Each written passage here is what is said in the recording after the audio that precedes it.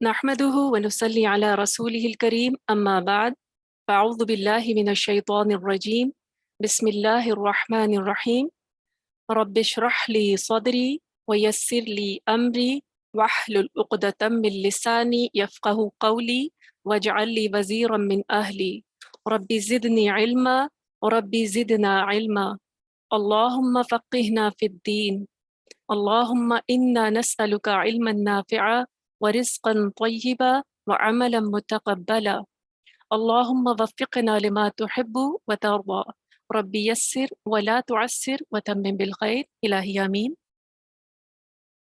آج انشاءاللہ آغاز کریں گے آیت نمبر 28 سورۃ البقرہ پارہ 1 سورۃ البقرہ آیت نمبر 28 سے۔ اس سے پہلے بات کو کنٹینیو کرتے ہیں۔ اللہ سبحانہ و تعالیٰ نے پچھلی آیات میں قرآن مجید کی حقانیت کو چیلنج کیا تمام بنی انسان کو کہ اگر تمہیں کوئی قرآن مجید کی حق ہونے میں کوئی شک ہے تو اس جیسی کوئی ایک صورت بھی بنا لاؤ۔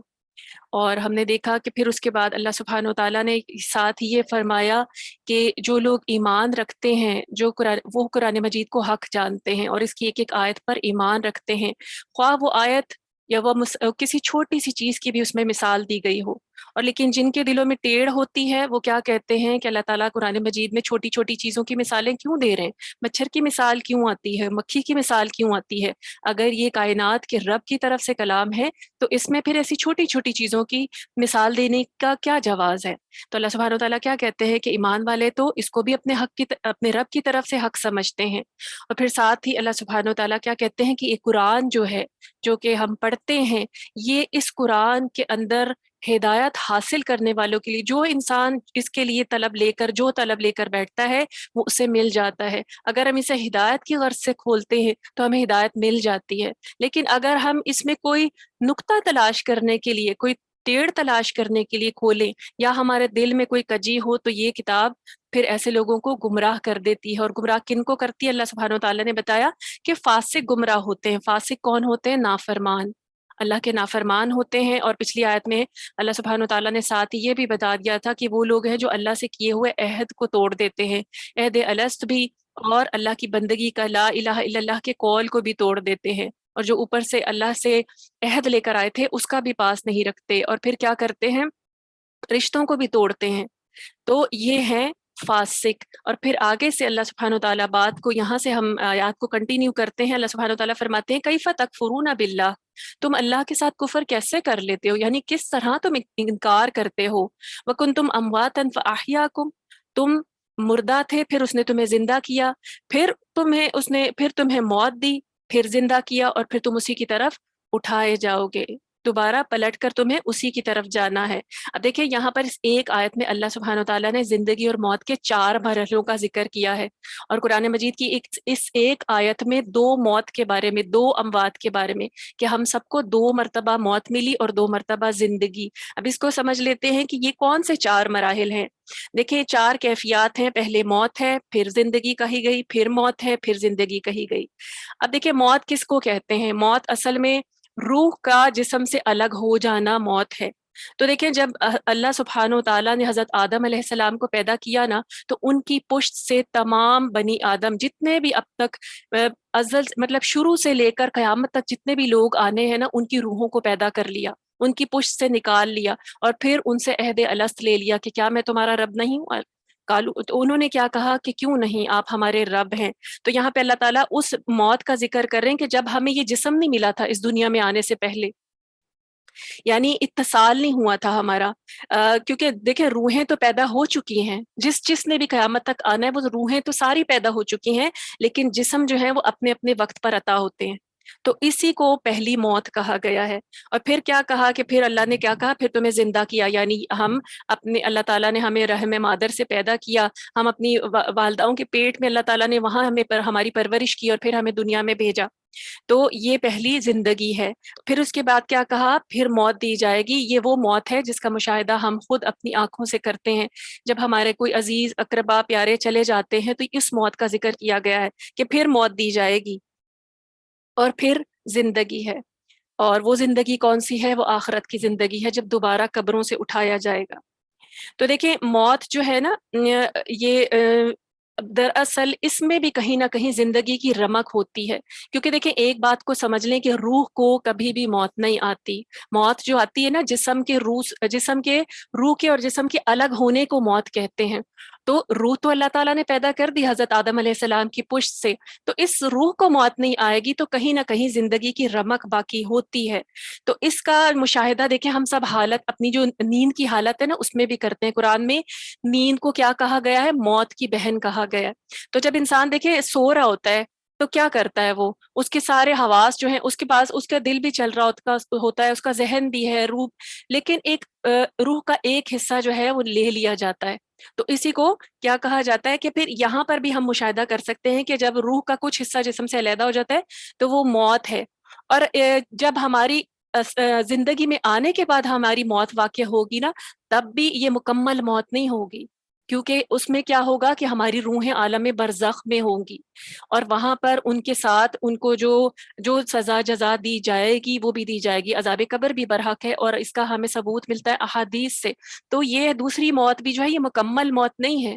انسان کو مکمل موت یعنی جسم روح کے ساتھ الگ ہونا صرف موت کہا جاتا ہے۔ اور پھر کیا کہا اللہ نے کہ پھر تم ہماری ہی طرف لوٹائے جاؤ گے۔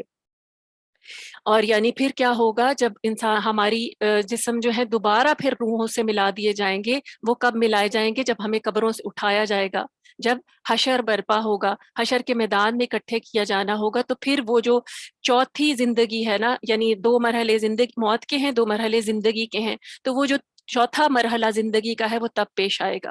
اور پھر اس وقت اس کے بعد یہ جو جسم کا روح سے الگ ہونا ہے نا یہ دوبارہ نہیں ہوگا، یہ 2 مرحلے ہی ہوں گے۔ اور اس کے بعد انسان کو کبھی بھی موت، یہ والی موت نہیں آئے گی کہ جسم سے روح الگ ہو جائے۔ جسم کو مکمل طور پر روح جو ہے وہ دے دی جائے گی، اور وہ پھر انسان ہمیشہ کی زندگی اس کو عطا کی جائے گی، خواہ وہ جنت میں رہے خواہ وہ جہنم میں رہے۔ تو یہاں پہ اللہ تعالیٰ نے اسی مرحلے کا ذکر کیا ہے، اور پھر ساتھ کیا کہا ہے کہ تم اللہ کا کفر کیسے کرتے ہو؟ تم کس طرح اللہ کی حدوں کو توڑ لیتے ہو، اللہ کی نافرمانی کرتے ہو؟ اس نے تو تمہیں زندہ بھی کیا، موت بھی دی، پھر زندہ کرے گا، پھر موت دے گا، پھر زندہ، مطلب اس طریقے سے اللہ تعالیٰ یہ سارے فیزز سے گزار کے پھر اللہ تعالیٰ کیا کہہ رہے ہیں؟ الٹیمیٹلی تو تمہیں میرے پاس آنا ہے۔ اور دیکھیں اس آیت میں اللہ کیا کہہ رہے ہیں؟ اس میں ہمیں اللہ تعالیٰ ہمیں بتا رہے ہیں کہ آنا تو تمہیں میری ہی طرف ہے۔ اب انسان سوچے کہ وہ بھاگ کر کہاں جا سکتا ہے؟ دنیا میں جو لوگ نافرمانی کر لیتے ہیں کیا وہ موت سے بچ سکتے ہیں؟ وہ اگر تسلیم نہ بھی کریں کہ ان کو پلٹ کے جانا ہے، جاتے تو ہیں۔ دیکھیں موت کا انکار تو کوئی ملحد بھی نہیں کرتا، کیونکہ اس کے سامنے یہ جو چیز ہے یہ واقع ہو رہی ہے۔ وہ بھلے اللہ کے پاس پیش ہونے کا انکار کر دیں، کیونکہ وہ اس حقیقت سے غافل ہوتے ہیں، ان کی عقلوں پہ پردے پڑے ہوتے ہیں، لیکن اللہ تعالیٰ نے یہاں پہ یہ 4 دلائل دے دیے ہیں کہ یہ موت اور زندگی، پھر موت اور زندگی، یہ تمہارے پاس اتنی بڑی دلیل ہے کہ وہ مالک ہے تمہارا اور تمہیں اسی کی طرف پلٹ کے جانا ہے۔ تو کرنا کیا ہے؟ اطاعت بھی اسی کی کرنی ہے۔ پھر فرمایا هو الذی خلق لکم ما فی الارض جمیعا، وہی تو ہے جس نے زمین میں تمہارے لیے جو سب کچھ ہے وہ پیدا کیا ہے۔ دیکھیں اس چیز میں اللہ تعالیٰ کیا کہہ رہے ہیں کہ اللہ تعالیٰ نے ہمارے لیے، انسانوں کے لیے زمین کی ایک ایک چیز پیدا کی ہے، تخلیق کی ہے، انسان کے لیے تابع کیا ہے اس کو۔ اب دیکھیں اس آیت سے ہمیں کچھ باتیں پتہ چلتی ہیں کہ ہر چیز کی جو اصل ہے وہ اباحت ہے۔ اباحت کہتے ہیں یعنی اس کے جواز کو، اس کے جائز ہونے کو۔ ہر چیز جائز ہے، اللہ نے کہا تمہارے لیے پیدا کی ہیں۔ یہاں پہ یہ چیز بتا دی ہے کہ انسان کی خاطر پیدا کی ہے، تو اسی لیے انسان کو اشرف المخلوق بھی کہا ہے، اور اس زمین پہ جو علم ہے وہ بھی انسان کے لیے ہے۔ اور دیکھیں اسی آیت سے ایک یہ بھی نتیجہ نکلتا ہے کہ انسان ہر چیز سے فائدہ حاصل کر سکتا ہے سوائے ان چیزوں کے جن کو شریعت نے حرام کیا ہے۔ اور ہوتا کیا ہے کہ ہم اپنی چوائسز کے ذریعے چیزوں کو اپنے اوپر یا تو کہہ دیتے ہیں یہ میں نے استعمال ہی نہیں کرنی، اور یہ میں نے کھانی نہیں، یہ مجھے پسند ہی نہیں۔ اللہ نے بتایا ہے ہمیں کہ ہر چیز تمہارے لیے، لیکن جن چیزوں سے روک دیا گیا ہے صرف ان چیزوں سے رکنا ہے، باقی ہر چیز دیکھیں جو حلال چیزیں ہیں نا اگر آپ ان کی لسٹ بنائیں تو بہت زیادہ ہے۔ اور عام طور پہ جو لوگ اسلام پر اعتراض کرنے والے ہوتے ہیں نا وہ کہتے ہیں اسلام میں پابندیاں بہت ہیں، حرام کی چیزوں کا بہت زیادہ روک ٹوک ہے، لیکن آپ دیکھیں قرآن مجید میں اللہ سبحانہ و تعالیٰ خود بتا رہے ہیں کہ تمہارے لیے تو بہت چیزیں بنائی ہیں، اور جو حرام چیزیں ہیں ان کی لسٹ تو قرآن خود دیتا ہے اور وہ بہت تھوڑی سی ہیں۔ اگر انسان خود اپنی نفس پہ کوئی چیز ناپسندیدگی کی وجہ سے روک لے تو پھر کیا ہے؟ یہ تو اللہ سبحانہ و تعالیٰ کے نزدیک پسندیدہ بھی نہیں ہے۔ تو اللہ نے خود بتایا کہ تمہارے لیے وہ سب کچھ ہے جو زمین میں ہے۔ اور پھر اللہ نے کیا کہا ثم استوى إلى السماء فسواهن سبع سماوات وهو بكل شيء علیم. اور اس کے بعد اللہ سبحانہ و تعالیٰ زمین کو بنانے کے بعد اور زمین کے پہ تمام چیزیں بنانے کے بعد پھر آسمان کی طرف متوجہ ہوئے. یعنی ایسا نہیں تھا کہ اللہ سبحانہ و تعالیٰ اس وقت غافل تھے، لیکن آسمانوں کی تخلیق جو ہے وہ زمین کے بعد کی گئی. اس سے پہلے اللہ کا عرش تو تھا موجود، لیکن 7 آسمان نہیں تھے. زمین کو اور اس کی چیزوں کو بنا لینے کے بعد اللہ سبحانہ و تعالیٰ نے 7 آسمان بنائے ہیں، 7 آسمان. اور دیکھیں اس آیت سے ہمیں یہ بھی پتہ چلتا ہے کہ آسمان اللہ کی تخلیقات ہیں. بعض جو ریسرچ کرنے والے ہیں نا، وہ یہ دعویٰ کرتے ہیں کہ جو اوپر ہمیں کہکشاں نظر آ رہی، ستارے سیارے، یہ تو ایگزسٹ کرتے، آسمان کوئی چیز نہیں ہے. قرآن ہمیں کیا بتاتا ہے؟ آسمان ہے. اور ہمیں معراج کے ذریعے کیا چیز پتہ چلی؟ کہ آسمان ہے اور وہ بھی 7 ہیں. سورت ملک میں کیا پتہ چلا؟ کہ طباقات یعنی لیئرز ہیں ان کی، تہ در تہ اللہ نے 7 آسمان بنائے ہیں. تو یہاں سے یہ جو لوگ اس قسم کی ریسرچ کرتے ہیں اس کا رد ہوتا ہے کہ اللہ نے تخلیق کیا ہے. جیسے ہمیں زمین نظر آتی ہے نا، کیونکہ ہم زمین پہ ہیں تو ہم مانتے ہیں کہ زمین ہے، لیکن آسمان بھی ہے، آسمان پہ مخلوقات بھی ہیں، ایک پورا عالم آباد ہے آسمان پر فرشتوں کا. پھر اللہ سبحانہ و تعالیٰ نے مزید کیا کہا؟ اور یہاں پہ اب آدم علیہ السلام کے قصے کا ذکر ہوتا ہے. وَإِذْ قَالَ رَبُّكَ لِلْمَلَائِكَةِ، اور جب آپ کے رب نے، کس کے رب نے؟ نبی صلی اللہ علیہ وسلم سے مخاطب ہوا جا رہا ہے کہ آپ کے رب نے فرشتوں کو کہا، فرشتوں سے کیا کہا؟ انی جاعل فی الارض خلیفہ، یعنی میں زمین میں ایک خلیفہ بنانے جا رہا ہوں. تو دیکھیں یہاں پہ اللہ نے فرشتوں سے خطاب کیا ہے. اور خطاب کس سے کیا جاتا ہے؟ بات کس سے کی جاتی ہے؟ جو چیز موجود ہوتی ہے. تو اس آیت میں بھی جو بعض ملحدین ہیں یا بعض ایسے آئیڈیالوجی رکھتے ہیں کہ فرشتے جو ہے نا وہ صرف فورسز ہیں، کیونکہ دیکھیں ہمارے ارد گرد ایسے بہت گمراہ ذہن ہیں جو اپنی سوچ کے مطابق چیزوں کو، قرآن کو بھی ڈیفائن کرتے ہیں. تو وہ کہتے ہیں بعض ایسے لوگ بھی ہیں جو فرشتوں کے ہونے کے بھی انکاری ہیں. اور مشرکین تو کیا کرتے تھے؟ فرشتوں کو اللہ کی بیٹیاں مان لیتے تھے نا. اور ہم آج کے دور میں ایسے لوگ ایگزسٹ کرتے ہیں، وہ کہتے ہیں فرشتے کوئی چیز نہیں ہے، یہ فورسز ہیں، چیزیں کو کام کرنے کی فورسز ہیں، ان کو فرشتے کہا گیا. لیکن یہاں پہ اس آیت سے ہمیں دلیل ملتی ہے کہ اللہ نے فرشتوں سے خطاب کیا اور کیا کہا؟ کہ میں زمین میں خلیفہ بنانے والا ہوں. خلیفہ کہتے ہیں جانشین کو. اب دیکھیں آدم علیہ السلام کو اللہ نے تخلیق کرنا تھا، اور اس سے پہلے فرشتوں سے یہ بات کی گئی، جو ہمیں قرآن ہمیں اس بات کی صراحت سے ہمیں وضاحت کر رہا ہے اور ہمیں اس کی دلیل مل رہی ہے. اور یہاں پہ خلیفہ کا ذکر جو ہوا ہے نا، خلیفہ کہتے ہیں جانشین کو. اور جانشین کون ہوتا ہے؟ ہم دنیا میں دیکھیں جانشین وہ ہوتا ہے نا جو کسی ایک کے بعد آتا ہے. بادشاہوں کے جانشین ایک بادشاہ مرنے کے بعد آتا ہے، لیکن یہاں پہ اللہ سبحانہ و تعالیٰ نے کیا کہا؟ جانشین بنانے والا ہوں، خلیفہ بنانے والا ہوں. اور فرشتوں کو یہ بتایا گیا. اور بعض علماء اس سے خیال کرتے ہیں کہ خلیفہ جو ہے یعنی کچھ لوگ کہتے ہیں، ان کی یہ رائے ہے مفسرین کے، کہ اللہ سبحانہ و تعالیٰ نے اس کی نسبت جو ہے عزت کی وجہ سے اللہ تعالیٰ نے اپنے ساتھ نسبت دی کہ میں اپنا خلیفہ بنانے لگا ہوں. لیکن آپ دیکھیں اللہ سبحانہ و تعالیٰ نے تو کبھی بھی قرآن مجید میں بتایا گیا، اس بات کا بھی رد کیا گیا ہے جو عام طور پہ نصارہ کہتے ہیں، یہود کہتے ہیں کہ اللہ کا کوئی بیٹا. اللہ کو تو کسی ایسے خلیفہ کی بھی حاجت نہیں ہے. تو دیکھیں اس میں دوسری رائے جو ہمیں ملتی ہے، جو کہ راجح رائے ہے اور صحیح رائے ہے، وہ یہ کیا ہے کہ اللہ سبحانہ و تعالیٰ نے یہاں پہ جو آدم علیہ السلام کو بنایا ہے، وہ خلیفہ کیا بنایا ہے؟ بعد میں آنے والا. کون سا بعد میں آنے والا؟ یعنی اس زمین کے لیے خلیفہ بنانے کا ذکر کیا. اور اس زمین پہ انسانوں سے پہلے جن آباد تھے. جنوں کی جیسے آج ہم رہ رہے ہیں نا، یہاں پہ پورا انسانوں کے گروہ در گروہ پھیلے ہوئے ہیں اور بستیاں ہیں، آبادیاں ہیں، اسی طریقے سے جنوں کی آبادیاں تھیں. تو جن ہمیں روایات سے پتہ چلتا ہے کہ انسان کی پیدائش سے پہلے، یعنی آدم علیہ السلام کی پیدائش سے پہلے یہاں پہ جن آباد تھے. اور پھر وہ جن کیا کرتے تھے؟ فتنہ فساد کرتے تھے، قتل و غارت کرتے تھے. بہت زیادہ یہاں پہ بھی انارکی انہوں نے بھی پھیلائی ہوئی تھی. تو اللہ تعالیٰ نے فرشتوں کا پھر ایک لشکر بھیجا باقاعدہ، اور پھر کیا کیا؟ ان کی سرکشی کی وجہ سے ان سارے جنوں کو سمندروں کی طرف، پہاڑوں کی طرف، جنگلوں کی طرف دھکیل دیا گیا. یعنی ان کو آبادیوں سے، جو رہنے کی جگہ ہے ان سے دور کر دیا گیا. ان کو فرشتوں نے آ کے، پورے لشکر نے آ کے ان کے ساتھ جنگ لڑی باقاعدہ. اور یہ ہمیں روایات پتہ چلتی ہیں کہ یہاں پر اس سے پہلے جن آباد تھے. تو جنوں کے خلیفہ کے طور پہ، یعنی اب جنوں کو تو کیونکہ دھکیل دیا گیا، ان کا کام تھا، اللہ سبحانہ و تعالیٰ نے ان کو یہاں پہ تصرف دیا उनको यहाँ पे मुकल्लफ बनाया, उनको यहाँ इख्तियार दिया, लेकिन उन्होंने अपने इख्तियार से नाजायज़ फ़ायदा उठाया और फसाद किया। तो यहाँ पे हमें फिर उलमा के ज़रिए हमें मालूम हुआ, रिवायात के ज़रिए मालूम हुआ कि जिनों का जो खलीफा, जिनों के बाद यानी फिर इसको जो मुसलमान इंसानों को यहाँ पे भेजा गया, हज़रत आदम को बनाने का मकसद ये था, उनकी तख्लीक का मकसद ये था कि उनको यहाँ पे फिर ज़मीन पे आबाद किया जाएगा। तो ये है यहाँ पे खलीफा कहने का मकसद। इसकी तायद देखिए हमें कुरान की एक और आयत से भी मिलती है, जिसका तर्जमा कुछ यूं है कि हमने आसमानों, अल्लाह सुब्हानो ताला ने फरमाया है, हमने ये जो अमानत है आसमानों, जमीन और पहाड़ों पर पेश की। तो क्या हुआ कि उन्होंने उसे उठाने से इनकार कर दिया, और इस बारे अजीम के उठाने से, यानी इतनी बड़ी जिम्मेदारी उठाने से जो ये सारी चीजें थी, पहाड़, आसमान और जमीन, ये डर गए। मगर इंसानों ने उसे उठा लिया, क्योंकि इंसान तो इंतहाई जालिम और ना समझ है। अब देखें यहाँ पे अमानत की बात हो रही है कुरान मजीद में, आप देखें तो एक आयत में इस तरह इसकी तशरीह मिलती है। तो यहाँ पे अमानत जो है ना, इससे मुराद है शरीयत, क्योंकि बनी नौ इंसान को शरीयत पूरी दी जानी थी और इसलिए उनको खलीफा बनाया गया, हज़रत आदम की तख्लीक की गई। तो यहाँ पे हमें पता चलता है कि खिलाफत, इसीलिए उनको ये खिलाफत मिलनी थी कि उनको शरीयत अता की जानी थी।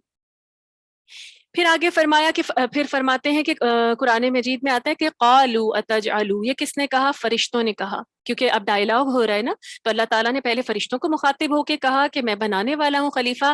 फरिश्तों ने क्या जवाब दिया? क़ालू अतजअलू फ़ीहा मन युफ़्सिदु फ़ीहा व यस्फ़िकु दिमा, कि क्या आप जमीन में एक ऐसे शख्स को खलीफा बनाने जा रहे हैं जो जमीन में फसाद मचाएगा और एक दूसरे का खून बहाएगा? अब ये फरिश्तों ने आगे से जवाब दिया था, यानी जब अल्लाह सुब्हानहू तआला ने जिक्र किया तो फिर फरिश्तों ने आगे से ये कहा, उनका जवाब हमें पता चल रहा है। देखिए फरिश्तों का ये एक कयास था, फरिश्तों ने ये चीज जो थी एक असेस की थी। और कैसे असेस की थी कि इंसान जो है वो दुनिया में आदम अलैहिस्सलाम की जो औलाद है वो फितना फसाद और कत्लो गारत करेगी। देखिए इसकी दो रीजंस मुफस्सिरीन बताते हैं कि या तो इस लिहाज से क्योंकि यहाँ पे जिन भी आबाद थे, वो भी मुकल्लिफ थे, क्योंकि इंसान को भी मुकल्लिफ बनाया जा रहा था ना, हज़रत आदम को और बनी आदम को, कि उनको कुछ इख्तियारात दिए जाएंगे। तो फरिश्तों ने कयास किया। देखिए हम कोई एक चीज पहले से चली आ रही होती है तो एक इंसान भी तो असेस कर लेता है ना कि ऐसा हो रहा है, तो इसका मतलब है इसकी बात ये भी हो सकता है। तो फरिश्तों ने भी एक असेसमेंट की। उन्होंने क्या किया कि क्या आप उन्होंने सोचा कि जैसे जिन अपने इख्तियारात का फायदा उठाते हुए फसाद कर रहे हैं, तो फिर इंसान भी ऐसे ही करेगा। उन्होंने फिर अल्लाह ताला से अपना जो खदशा है उसका इजहार किया, इतराज नहीं कर रहे थे, खदशे का इजहार कर रहे थे। और फिर साथ उन्होंने ये कहा कि देखें जब भी इंसान को, और इसमें हकीकत है ना, जब इंसान को बहुत ज्यादा इख्तियार मिल जाता है तो वो क्या करता है, वो अपने आप को सब अक्ले कुल भी समझता है। आज देखें जिन लोगों के पास जरूरत से ज्यादा माल और असबाब होते हैं या हुकूमत होती है, तो आप देखें उनके अंदर किस किस्म की फिरौनियत आ जाती है। वो अपने आप को ही अकले कुल और अपने आप को ही हर चीज का मालिक समझते हैं। तो यही खदशा था जिसका इजहार फरिश्तों ने किया। तो फिर उन्होंने साथ ही फरिश्तों ने कहा वनहनु नुसब्बिहु बिहम्दिका व नुकद्दिसु लक, जबकि हम तो आपकी हमदो सना के साथ तस्बीह और तकदीस भी कर रहे हैं। यानी साथ ही फरिश्तों ने साथ ये भी बता दिया, एक तरफ तो खदशे का इजहार किया और फिर साथ ही क्या कहा, एतराज नहीं किया था। देखिए फरिश्ते जेलस नहीं हुए थे। अगर हम इस आयत को देखें ना तो इसमें फरिश्तों की कोई जेलसी नहीं हमें पता चलती। उन्होंने सिर्फ एक खदशे का इजहार किया था। और उन्होंने क्या कहा साथ ही कि अगर इंसानों को बनाने का, बनी आदम को बनाने का मकसद ये है कि अल्लाह की इबादत के लिए इन्होंने सिर्फ तस्बीह और तकदीस करनी है, तो साथ ही उन्होंने साथ ही ये भी बता दिया कि इनको बनाने की क्या जरूरत है। अगर इबादत करनी तो हमसे बेहतरीन इबादत कौन कर रहा है? हम तो मुदब्बिराते अम्र भी हैं, यानी मुख्तलिफ काम अल्लाह के हुक्म से कर भी रहे हैं। और साथ ही साथ अल्लाह को क्या कहा उन्होंने कि हम आपकी पाकी भी बयान कर रहे हैं, हम आपकी तस्बीह भी करते हैं। क्योंकि देखिए फरिश्ते जिस तरह हम सांस लेते हैं ना, फरिश्तों की सांस उनकी तस्बीह है। एक सांस अंदर आती है, एक सांस जाती है, तो इसी तरह उनकी तस्बीह मुकम्मल चलती रहती है। हम तो अगर अल्लाह का जिक्र करना भूल जाए ना, उनके पास इस तरह का भूलना, इख्तियार करना ना करना, ऐसा कोई इख्तियार नहीं है। उन्होंने हर हाल में सांस की तरह अल्लाह की तस्बीह करनी होती है। तो यहाँ पे उन्होंने क्या कहा कि जब ये सब काम अच्छे तरीके से हो रहे हैं, कायनात का निज़ाम चल रहा है और हम अल्लाह सुब्हानहू तआला आपकी इबादत भी हम कर रहे हैं, तो फिर उनको बनाने का जवाज क्या है, यानी क्या जरूरत पेश आई है।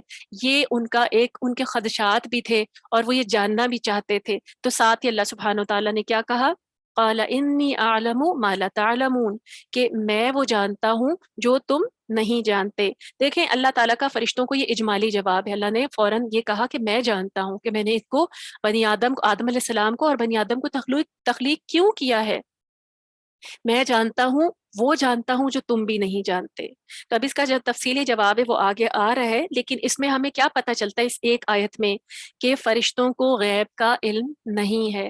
فرشتوں کو صرف اتنا علم ہے جتنا اللہ نے ان کو دیا ہے. فرشتے صرف وہ کام کر سکتے ہیں جو اللہ ان کو حکم دیتا ہے، باقی چیزیں ان کی تصرفات سے باہر ہیں. وہ اللہ کی بہت زیادہ عاجز مخلوق ہے.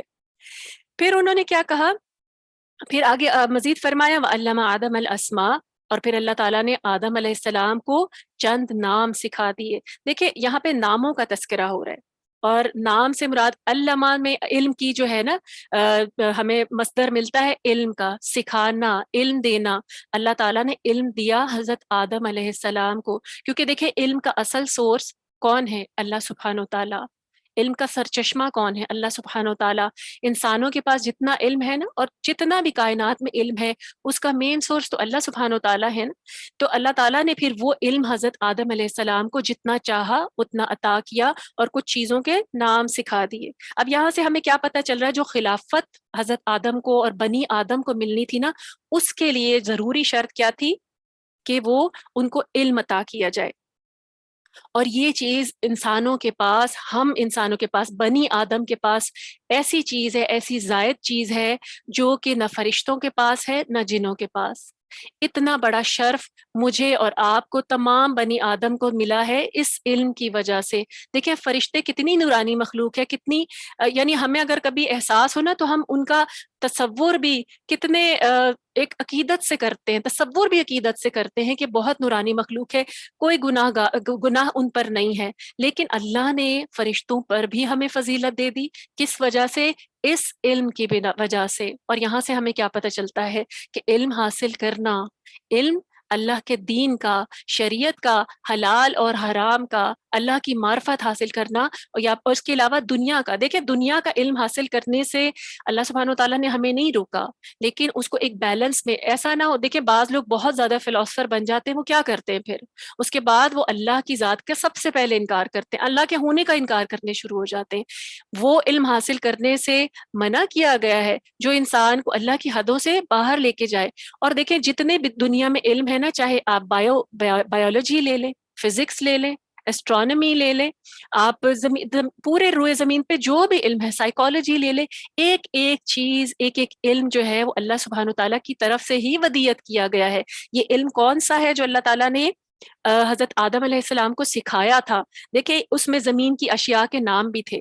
اب اسی وقت دیکھیں ابھی ان کو زمین پہ تو نہیں بھیجا تھا، اور نہ بھی آدم علیہ السلام وہاں رہے تھے، لیکن اللہ نے کیونکہ ان کو زمین کا خلیفہ بنایا تھا اور ہیں وہ بھی جنت میں، تو ان کو ایک ایک چیز جو زمین پہ ہونے والی ہے اور قیامت تک جتنی چیزیں آنے والی ہیں ان کے نام بتا دیے، ان کے خواص، ان کی کیریکٹرسٹکس بتا دی. یہاں نام سے مراد صرف نام نہیں ہے کہ جیسے میں کہوں کہ میرا نام یہ ہے، آپ کا نام یہ ہے، نہیں، ان کی مکمل علم ہے نا وہ مکمل عطا کر دیا. اور ان کے خواص کا علم ہونے کے آگے بھی، یعنی دیکھیں کچھ چیزیں تو انسان کو بتا دی نا، اور ساتھ ساتھ وہ چیز ان کے برین میں فیڈ بھی کر دی کہ جتنا علم وہ اس ریسرچ کر کے حاصل کرنا چاہیں گے اس چیز کا وہ ان کو مل جائے گا. یہ ہے وہ علم جو اللہ سبحانہ و تعالیٰ نے اس وقت حضرت آدم کو دیا، اور وہ ساتھ پھر بنی آدم کو بھی ودیت کر دیا گیا. یعنی جتنا علم میں اور آپ حاصل کرتے ہیں نا، یہ بھی اللہ ہی نے ہمیں سکھایا ہے. ہم تو اس کو اپنی قابلیت سمجھتے ہیں نا، کسی نے پی ایچ ڈی کر لیا، کوئی کہیں سے فلاسفر بن گیا، تو وہ اس کو اپنی قابلیت سمجھتے ہیں. یہ اللہ سبحانہ و تعالیٰ نے، جب تک انسان کی مجال ہی نہیں ہے وہ اس چیز کو دیکھیں. اگر ایسی وجہ ہوتی نا، اللہ تعالیٰ جب چاہتے ہیں کوئی چیز ڈسکور ہو جاتی ہے. انسان تو سمجھتا ہے نا میں نے ڈسکور کی ہے، یہ اللہ کا اذن ہوتا ہے، اور کائنات جو ہے وہ بتدریج چلتی چلی جا رہی ہے، اس میں ترقی ہوتی چلی جا رہی ہے، ایولیوشن چلتی چلی جا رہی ہے.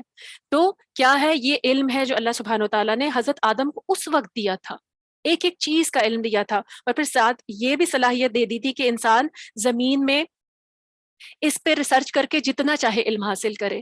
دیکھیں برین مجھے اور آپ کو جب ہم پیدا ہوتے ہیں اسی وقت دے دیا جاتا ہے نا، اور ہماری برین کی جو کیپیبلٹیز ہیں وہ بھی دے دی جاتی ہیں. ایک ایک چیز ہم نے کس طرح ڈسکور وہ ساری کیپیبلٹیز اندر ہیں، اور سارا علم زمین کے اوپر ہے.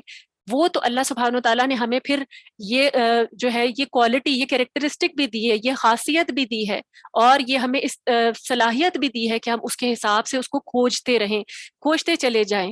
لیکن اس کا یہ مطلب نہیں ہے کہ اس علم حاصل کر کے ہم اللہ کی ذات کے منکر ہو جائیں، اللہ کی کتاب کے منکر ہو جائیں، اللہ کی آیات کے منکر ہو جائیں۔ تو یہ علم اس لیے نہیں ملا، یہ علم اللہ کو پہچاننے کے لیے ملا ہے، اس دین حق کو پہچاننے کے لیے ملا ہے، اس کتاب پر چل کر اپنی اصل کامیابی کو پا لینے کے لیے ملا ہے۔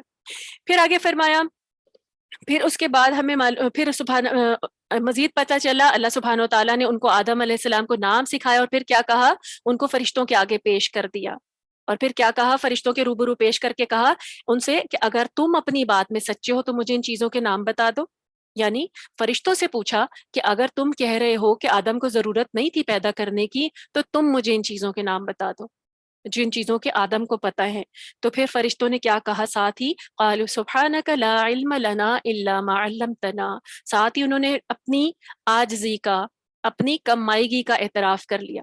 پہلے تو صرف خدشہ تھا نا، اللہ نے واضح کر دیا علم کی وجہ سے کہ آدم کو کیوں تخلیق کیا گیا۔ انہوں نے کیا کہا اللہ کو کہ ہم تو اتنا ہی جانتے ہیں جتنا آپ نے ہمیں سکھایا ہے۔ فرشتوں کو بھی دیکھیں، فرشتے اتنا زیادہ تصرف رکھتے ہیں، ایک ایک چیز جو اللہ سبحانہ و تعالیٰ کے حکم سے ہو رہی ہے فرشتے کرتے ہیں، لیکن علم اتنا ہی ہے ان کے پاس جتنا اللہ نے ان کو دیا ہے، اور بنی آدم کو ان سے زیادہ علم دیا ہے۔ میرے اور آپ کے شرف کی بات ہے کہ ہمیں یہ علم عطا کیا گیا ہے، تو ہمارا کیا کام ہے کہ ہم اس شرف کو حاصل کیے بغیر ہی دنیا سے چلے جائیں، ہم اس علم کو اپنے ذہنوں کو استعمال ہی نہ کریں، اللہ کی معرفت ہی نہ پائیں اس علم کے ذریعے، کیونکہ یہ علم جو ہے یہ خالی دنیا کے عیش حاصل کرنے کے لیے نہیں ملا۔ اللہ تعالیٰ نے ہمیں جو شرف دیا ہے دنیا کا عیش حاصل کرنے کے لیے نہیں دیا، حقیقت کو پہچاننے کے لیے دیا ہے۔ تو پھر انہوں نے کیا کہا کہ فرشتوں نے کہ ہمیں تو اتنا ہی علم ہے۔ یہاں سے ہمیں کیا معلوم ہو رہا ہے کہ فرشتوں کو صرف انہی امور کا علم دیا گیا ہے جن پر وہ مدبرات امر ہیں۔ مثلاً دیکھیں، حضرت جبرائیل کو اس چیز کا علم دیا گیا ہے جو کام انہوں نے کرنا ہے، حضرت میکائیل کو اس چیز کا علم دیا گیا ہے جو کام انہوں نے کرنا ہے۔ تو دیکھیں فرشتے جو ہے نا باقی چیزوں سے، باقی افعال سے، باقی خواص سے بے خبر ہے، ان کو اور کسی چیز کا، مثلاً دیکھیں اگر فرشتہ بادلوں کا ہے، پانی کا ہے، حضرت میکائیل علیہ السلام ہے، تو ان کو صرف اتنی معلومات دی گئی ہیں کہ انہوں نے اپنے دائرہ کار میں رہتے ہوئے کیا کام کرنا ہے، اور اگر کوئی فرشتہ زمین پہ کوئی دوسرا کام کرتا ہے تو صرف اس کو اتنا ہی علم دیا گیا ہے، تھوڑا ان کا لمیٹڈ علم ہے۔ انسان کے پاس بہت زیادہ علم ہے فرشتوں سے۔ تو دیکھیں انسانوں کو تمام چیزوں کا اس وقت سرسری علم تو دے دیا گیا ہے، لیکن بات وہی ہے کہ میں اور آپ، ہمیں اللہ نے وہ صلاحیت بھی دے دی ہے، ہمارے لیے اللہ تعالیٰ نے ہڈن ٹریجرز رکھ دیے ہیں کہ اب تم نے جو خزانے زمین کے تلاش کرنے کرو، سب کچھ علم ہمارے اندر ہے، کائنات کا علم بھی چھپا ہوا ہے، جتنا ڈسکور کر سکتے ہو کرتے چلے جاؤ۔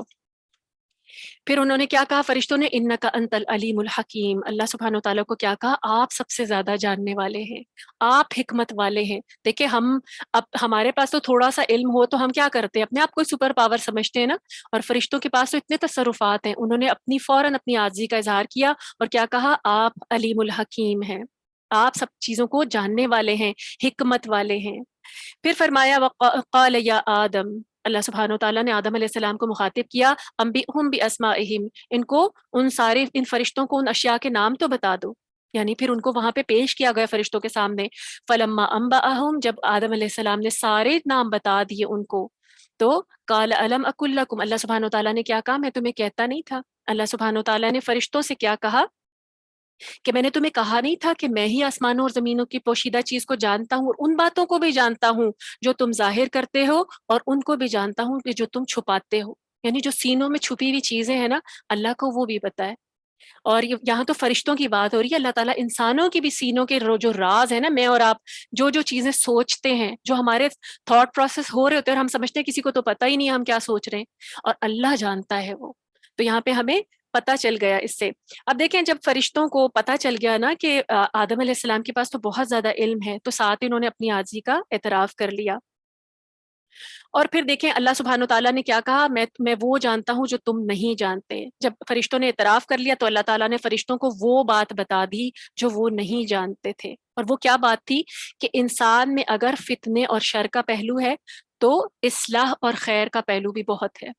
یعنی انسان کے اندر اگر فتنہ نظر آ رہا ہے ان کو تو اصلاح کا پہلو اور خیر کا پہلو بھی بہت زیادہ ہے. اور اللہ سبحانہ و تعالیٰ نے ساتھ یہ بھی بتا دیا کہ انسان کے اندر جو اصلاح اور خیر کا پہلو ہے یہ غالب رہے گا، ہمیشہ غالب رہے گا. اس کو پتہ رہے گا کہ کیا چیز ٹھیک ہے. یہ تو اب انسان کے اپنے اوپر ہے نا، وہ شیطان کی بات مان کے کتنا زیادہ شر کی طرف چلا جاتا ہے. لیکن دیکھیں ہم میں سے ہر کوئی اچھی بات اور صحیح بات تو جانتا ہی ہے. تو اللہ تعالیٰ نے پھر اسی لیے انسان کو خلیفہ بنایا کہ وہ اپنی علمی کمال کی وجہ سے یہ اہمیت رکھتا ہے. اور اب ہمیں پتہ چل گیا کہ علم جو ہے وہ افضل عبادت ہے. علم حاصل کرنا، دیکھیں حدیث سے ہمیں پتہ چلتا ہے کہ جو انسان دین کا علم حاصل کرتا ہے نا تو فرشتے جو ہیں اس کے لیے مغفرت کی دعائیں کرتے ہیں. علم حاصل کرنے والوں کے اتنے زیادہ درجات ہیں جو احادیث سے ہمیں ملتے ہیں. یہ ایک عبادت ہے، اس کو بھی معمولی نہیں سمجھنا. قرآن بھی ہمیں بتا رہا ہے اور احادیث بھی ہمیں بتا رہی ہیں.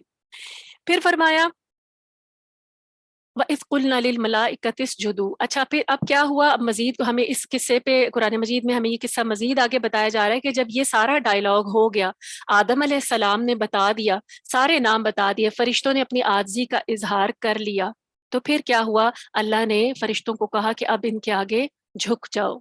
کس کے آگے؟ آدم علیہ السلام کے آگے. اب ان کو سجدہ کرو. تو ساروں نے سجدہ کیا سوائے ابلیس کے. اب دیکھیں یہ جو سجدہ ہے نا، قرآن میں جس سجدے کا ذکر کیا جا رہا ہے جو حضرت آدم علیہ السلام کو کیا گیا تھا، یہ سجدہ تعظیمی تھا. ٹھیک ہے، کیونکہ اور اصل چیز جو ہے نا، ورنہ انسان سوچے کہ اللہ کے سوا کسی کو سجدہ کرنے کا حکم نہیں ہے. تو اس سجدے کے متعلق دو علماء کے اقوال ہمیں ملتے ہیں. ایک تو یہ کہ یہ سجدہ کیوں کہ اللہ کے حکم سے تھا، تو اس لیے اللہ تعالیٰ نے کہا کہ یہ سجدہ کرو تو فرشتوں نے کر لیا. ورنہ آپ سوچ سکتے ہیں کہ فرشتے اللہ کے سوا کسی اور کو بھی سجدہ کریں. لیکن اصل چیز جو اللہ سبحانہ و تعالیٰ دیکھنا چاہتے ہیں نا، وہ فرشتوں کی بھی دیکھنی تھی، شیطان کی بھی دیکھنی تھی، اور اللہ تعالیٰ میری اور آپ کی بھی دیکھ رہے ہیں. وہ کیا چیز ہے؟ اطاعت ہے. کہ ہم اللہ تعالیٰ جب کہہ دیں کہ یہ کام کر لو تو بندہ کیا کرے، مخلوق کیا کرے؟ اطاعت کرے. جب اللہ کہے کہ یہی کام اب نہیں کرنا تو پھر مخلوق کیا کرے؟ یہ نہ سوچے کہ پہلے تو کہا تھا اور اب کیوں منع کر دیا، فوراً اطاعت کرے. تو جب اللہ نے سجدہ کرنے کے لیے کہا تو فرشتوں نے فوراً سجدہ کیا. اور یہ سجدہ تعظیمی جو ہے نا، پچھلی شریعتوں میں جائز بھی کہا گیا ہے کہ جھک جانا. اس کا ہمیں ایک ثبوت ملتا ہے سورت یوسف میں، جب حضرت یوسف علیہ السلام کے بھائیوں نے ان کو سجدہ کیا تھا، تو یہاں پہ اس کا ثبوت ہمیں ملتا ہے کہ یہ سجدہ تعظیمی تھا. یہ نہیں ہوتا تھا کہ پورا زمین پہ سر رکھ کر سجدہ کر لیں، یہ جھک جانا ہوتا تھا. ہمارا سجدہ تو جو اللہ کے آگے وہ تو اپنی پیشانی ہے نا، اپنی مکمل عاجزی کا اظہار کرنا، پیشانی ہی زمین پہ رکھ دینا. تو یہ والا جو سجدہ تھا، سجدہ تعظیمی کیا ہوتا ہے کہ جھک جانا. لیکن آج ہمیں اسلام میں اس بات کا حکم نہیں ہے کہ ہم کسی کے آگے جھکیں بھی. دیکھیں اللہ تعالیٰ کے آگے مومن جو ہے نا، بندہ مومن صرف اللہ کے آگے جھکتا ہے. بندہ مومن کو حکم نہیں ہے کہ وہ دنیا میں کسی اور کے آگے بھی جھکے، خواہ وہ تعظیم سے ہو. تو اگر آپ کا کسی کے لیے رسپیکٹ ہے تو اس سے ملیں، اسے جس بھی طرح سے گریٹ کریں، لیکن ان کے آگے جھکنا جائز نہیں ہے. جیسے پہلے ہوا کرتا تھا، بادشاہوں کے دربار میں جھک جھک کے سلام کیا کرتے تھے. تو یہ ہماری شریعت میں جائز نہیں ہے. شریعت محمدی میں سجدہ تعظیمی کی بھی کوئی گنجائش نہیں ہے. اب ہمیں یہاں پتہ چلا کہ فرشتوں نے تو سجدہ کر لیا، اور اللہ نے کیا کہا؟ فسجدوا الا ابلیس. ابلیس نے نہیں سجدہ کیا. اب دیکھیں فرشتوں کی بات ہو رہی ہے اور ابلیس یہاں کیسے پہنچ گیا؟ ابلیس یعنی شیطان. ابلیس نے اپنی رکابت کی وجہ سے سجدہ نہیں کیا. دیکھیں ابلیس جو ہے نا، وہ دراصل جنوں کی جنس میں سے تھا، اور اتنا زیادہ عبادت گزار تھا، اللہ کا اتنا زیادہ عبادت کرتا تھا. اور اس پتہ چلتا ہے بعض روایات سے کہ وہ کتنے کتنے سال اپنا سر سجدے سے نہیں اٹھاتا تھا. تو اتنا زیادہ عبادت گزار تھا، اس کی وجہ سے کیا تھا؟ اس کو وہ برگزیدگی مل گئی تھی. اللہ سبحانہ و تعالیٰ کے پاس وہ اتنا مقبول ہو گیا تھا کہ وہ فرشتوں میں گھلا ملا رہتا تھا، ان کے ساتھ اٹھتا بیٹھتا، یعنی وہیں پر وہ پایا جاتا تھا فرشتوں کے ساتھ. اور یہ کیسے اس کو یہ چیز ملی تھی؟ وہ اس کو بہت زیادہ عبادت کی وجہ سے ملی تھی. کیونکہ بندہ جب اللہ کی بہت عبادت کرتا ہے تو مقرب ہو جاتا ہے نا، تو وہ مقربین میں سے تھا، اس لیے وہ وہاں فرشتوں کے ساتھ ہی اس وقت موجود تھا. جب فتنہ فساد کی وجہ سے فرشتوں نے جنوں کو سمندروں کی طرف بھگایا تو اس وقت بھی یہ فرشتوں میں شامل تھا. یعنی جب فرشتے اترے تھے نا زمین سے جنوں کو بھگانے کے لیے کہ یہ ان کو سب کو سمندروں میں دھکیل دیا جائے کیونکہ یہاں بنی آدم نے آنا ہے، اس وقت بھی یہ کیا، حالانکہ تھا تو یہ جنوں میں سے، لیکن یہ فرشتوں کے ساتھ مل کے جنوں کو بھگانے آیا تھا. اس کو اللہ نے اتنا زیادہ رینک دیا، اتنی زیادہ عزت دی ہوئی تھی. لیکن اب ہوا کیا، جب جنوں کے بعد ابلیس جو تھا نا، اس نے دیکھا کہ اب اس جگہ کو خالی کرا لیا گیا ہے، اب یہاں جو خلافت ملے گی تو شاید وہ مجھے مل جائے۔ اس خلافت کی آرزو وہ رکھتا تھا جو حضرت آدم علیہ السلام کو دے دی گئی، وہ آس لگائے بیٹھا تھا۔ تو جب اللہ تعالیٰ نے حضرت آدم علیہ السلام کو خلیفہ بنا دیا تو پھر یہ اندر ہی جلتا بجھتا رہا، یعنی اس کو فوراً حسد شروع ہو گئی۔ دیکھیں، حسد سب سے پہلا گناہ ہے جو سینے کے اندر پلنے والے گناہوں میں سب سے پہلا گناہ کون سا ہے؟ حسد۔ جو کس نے کیا تھا؟ ابلیس نے۔ تو جو لوگ حسد رکھتے ہیں نا دوسروں سے، یہ آپ اس چیز کو ذہن میں ضرور رکھیں، مطلب جتنے بھی لوگ ہیں، کہ یہ سب سے پہلا گناہ ہے، سینے کا گناہ جو سب سے پہلے ابلیس نے کیا تھا۔ تو اس سے بچنے کی ضرورت ہے کیونکہ یہ اسی کی پیروی ہے۔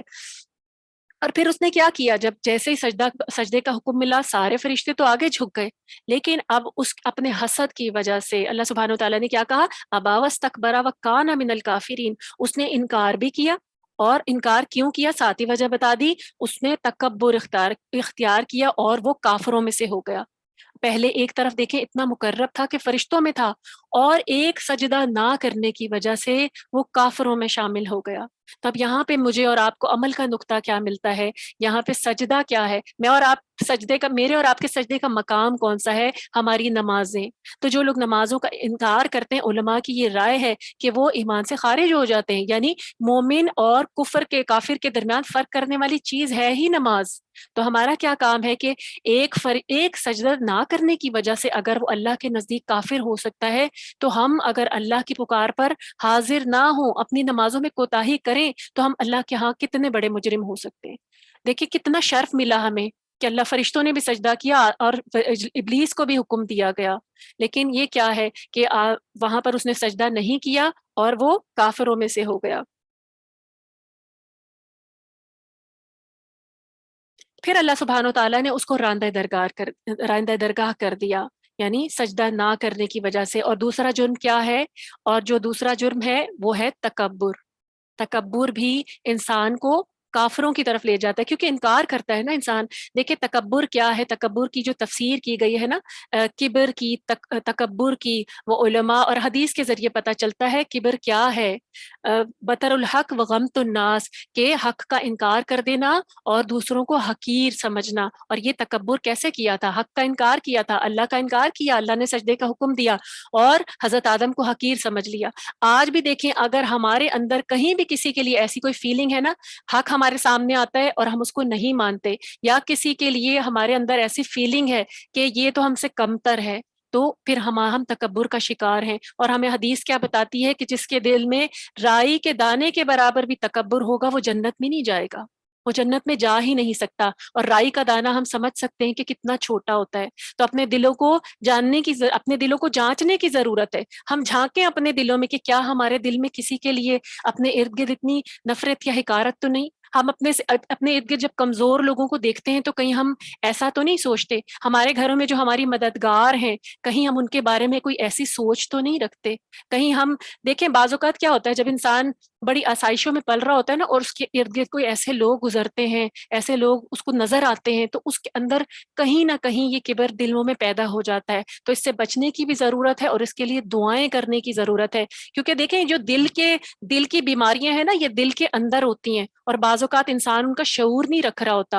اور جب ہم شعور بھی نہ ہو اور انسان کو پتہ چلے کہ وہ جنت میں ہی نہیں جا سکتا، لاشعوری طور پہ انسان جو ہے وہ جہنم کی طرف پہنچ جائے، تو دعائیں کرنے کی ضرورت ہے کہ اللہ تعالی ہمیں تکبر سے محفوظ رکھے۔ پھر فرمایا وَقُلْنَا يَا آدَمُ اسْكُنْ، اور اللہ سبحانہ و تعالیٰ نے اس کے بعد کیا کہا؟ آدم علیہ السلام سے مخاطب ہوئے، جب یہ سارا کچھ ہو گیا معاملہ، اس کو دراندہ درگاہ کر دیا، فرشتوں نے سجدہ کر لیا، تو اللہ سبحانہ و تعالیٰ نے حضرت آدم کو کیا کہا؟ خطاب کیا کہ اے آدم، تم اور تمہاری بیوی دونوں جنت میں رہو۔ یعنی ان کو ایک وقتی طور پہ پھر جنت میں حضرت حوا علیہ السلام کو ان کی پسلی سے پیدا کیا گیا، کیونکہ پہلے تو صرف آدم تھے جب سجدہ کیا گیا، حضرت حوا کو نہیں یہ سجدہ کیا گیا تھا، حضرت آدم کو کیا گیا تھا، کیونکہ وہ پہلے انسان تھے۔ تو ان کو یہ شرف دینے کا مقصد جو ہے نا، ان کو جو شرف دیا گیا وہ تمام بنی آدم کو، وہ شرف پھر حضرت حوا کو بھی ملا، ان کی پشت سے جتنی روحیں نکلی سب کو ملا علم کی وجہ سے۔ تو اللہ تعالیٰ نے پھر کیا کہا کہ تم اور تمہاری بیوی، یعنی ان کا جوڑا بھی بنا دیا گیا، اور پھر ان کو وقتی طور پہ کہا کہ تم رہو، جنت میں رہو۔ اب اس جنت کے بارے میں علماء کہتے ہیں، بعض علماء کی رائے یہ ہے، بعض لوگ کہتے ہیں کہ یہ جنت جو ہے یہ یا تو زمین پہ تھی یا آسمان پہ تھی۔ بعض لوگ اسے زمین پہ سمجھتے ہیں اور عام طور پہ کہتے ہیں، ایک رائے پائی جاتی ہے کہ یہ عدن میں یا فلسطین میں یہ جنت تھی جہاں پہ یہ سب کچھ ہوا تھا۔ لیکن قرآن مجید میں آگے آیت میں بتایا جائے گا اہبتو، اہبتو کا مطلب ہے نیچے اترو۔ جب نیچے اترا جائے گا تو وہ عدن سے نہیں نیچے اتر سکتے، جنت سے ہی نیچے اتر سکتے ہیں۔ تو اس آیت میں کیا کہا اللہ تعالیٰ نے کہ تم دونوں جنت میں رہو، یہ وہی جنت ہے جس کی ہم دعائیں مانگتے ہیں۔ وہاں پر حضرت آدم علیہ السلام کو اور حضرت حوا کو رہنے کے لیے کہا گیا۔ پھر کیا کہا اللہ نے، وَكُلَا مِنْهَا رَغَدًا حَيْثُ شِئْتُمَا، اور جہاں سے تمہارا دل کرتا ہے تم دونوں آباد بھی ہو جاؤ اور جہاں سے چاہو اس کے پھل کھاؤ، جو جیسے چاہو رہو۔ لیکن ساتھ ہی اب آزمائش بھی شروع کر دی گئی۔ آزمائش کیا تھی، وَلَا تَقْرَبَ هَٰذِهِ الشَّجَرَةَ فَتَكُونَ مِنَ الظَّالِمِينَ، ساتھ ہی اللہ نے ان کی آزمائش بھی کر لی۔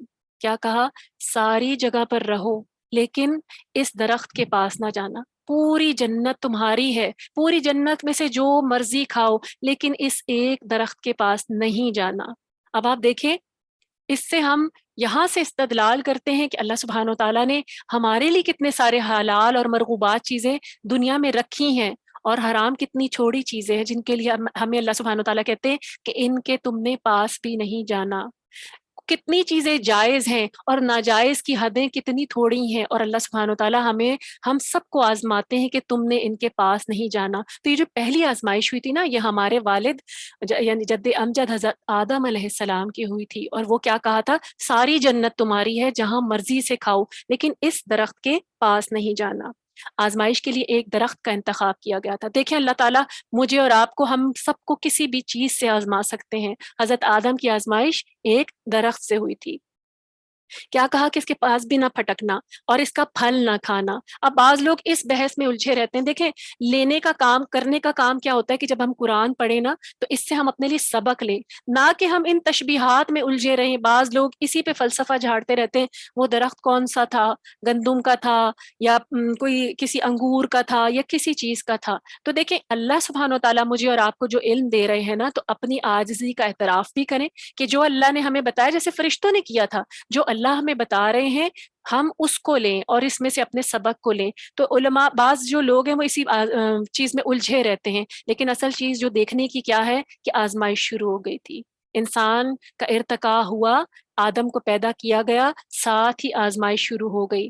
بنی آدم بھی جب دنیا میں آتا ہے، ہوش سنبھالتا ہے، بالغ ہوتا ہے، ساتھ ہی آزمائشیں شروع ہو جاتی ہیں۔ یہ چیز چلتی رہے گی جب تک انسان کو موت نہ آ جائے، اور ہمارا امتحان کسی نہ کسی چیز کے ساتھ ہوتا رہے گا۔ لیکن دیکھیں، ساتھ ہی اللہ سبحانہ و تعالیٰ نے ایسا نہیں کیا تھا کہ ان کو جب انہوں نے وہ پھل کھا لیا تو انہیں وارن کیا، اللہ نے پہلے وارن کر دیا۔ اور اللہ نے مجھے اور آپ کو کیسے وارن کیا ہے، اس کتاب کے ذریعے انبیاء کو مبعوث کر کے، نبی صلی اللہ علیہ وسلم کو مبعوث کر کے ہمیں وارن کر دیا ہے کہ کن چیزوں سے دور رہنا ہے اور کن چیزوں کے پاس بھی نہیں جانا۔ پھر کیا ہوا، اللہ تعالیٰ نے کیا کہا کہ اگر ان کے پاس نہ جانا ورنہ تم ظالموں میں سے ہو جاؤ گے۔ اب ایک دیکھیں، انسان سوچے کہ ایک درخت کی بات کی گئی ہے، اور اگر وہ درخت کے پاس چلے جائیں، اس کا پھل کھا لیں تو ظالموں میں سے ہو جائیں گے، یعنی یہ ظلم ہے۔ اب ظلم کا لغوی معنی سمجھنے کی ضرورت ہے یہاں پہ۔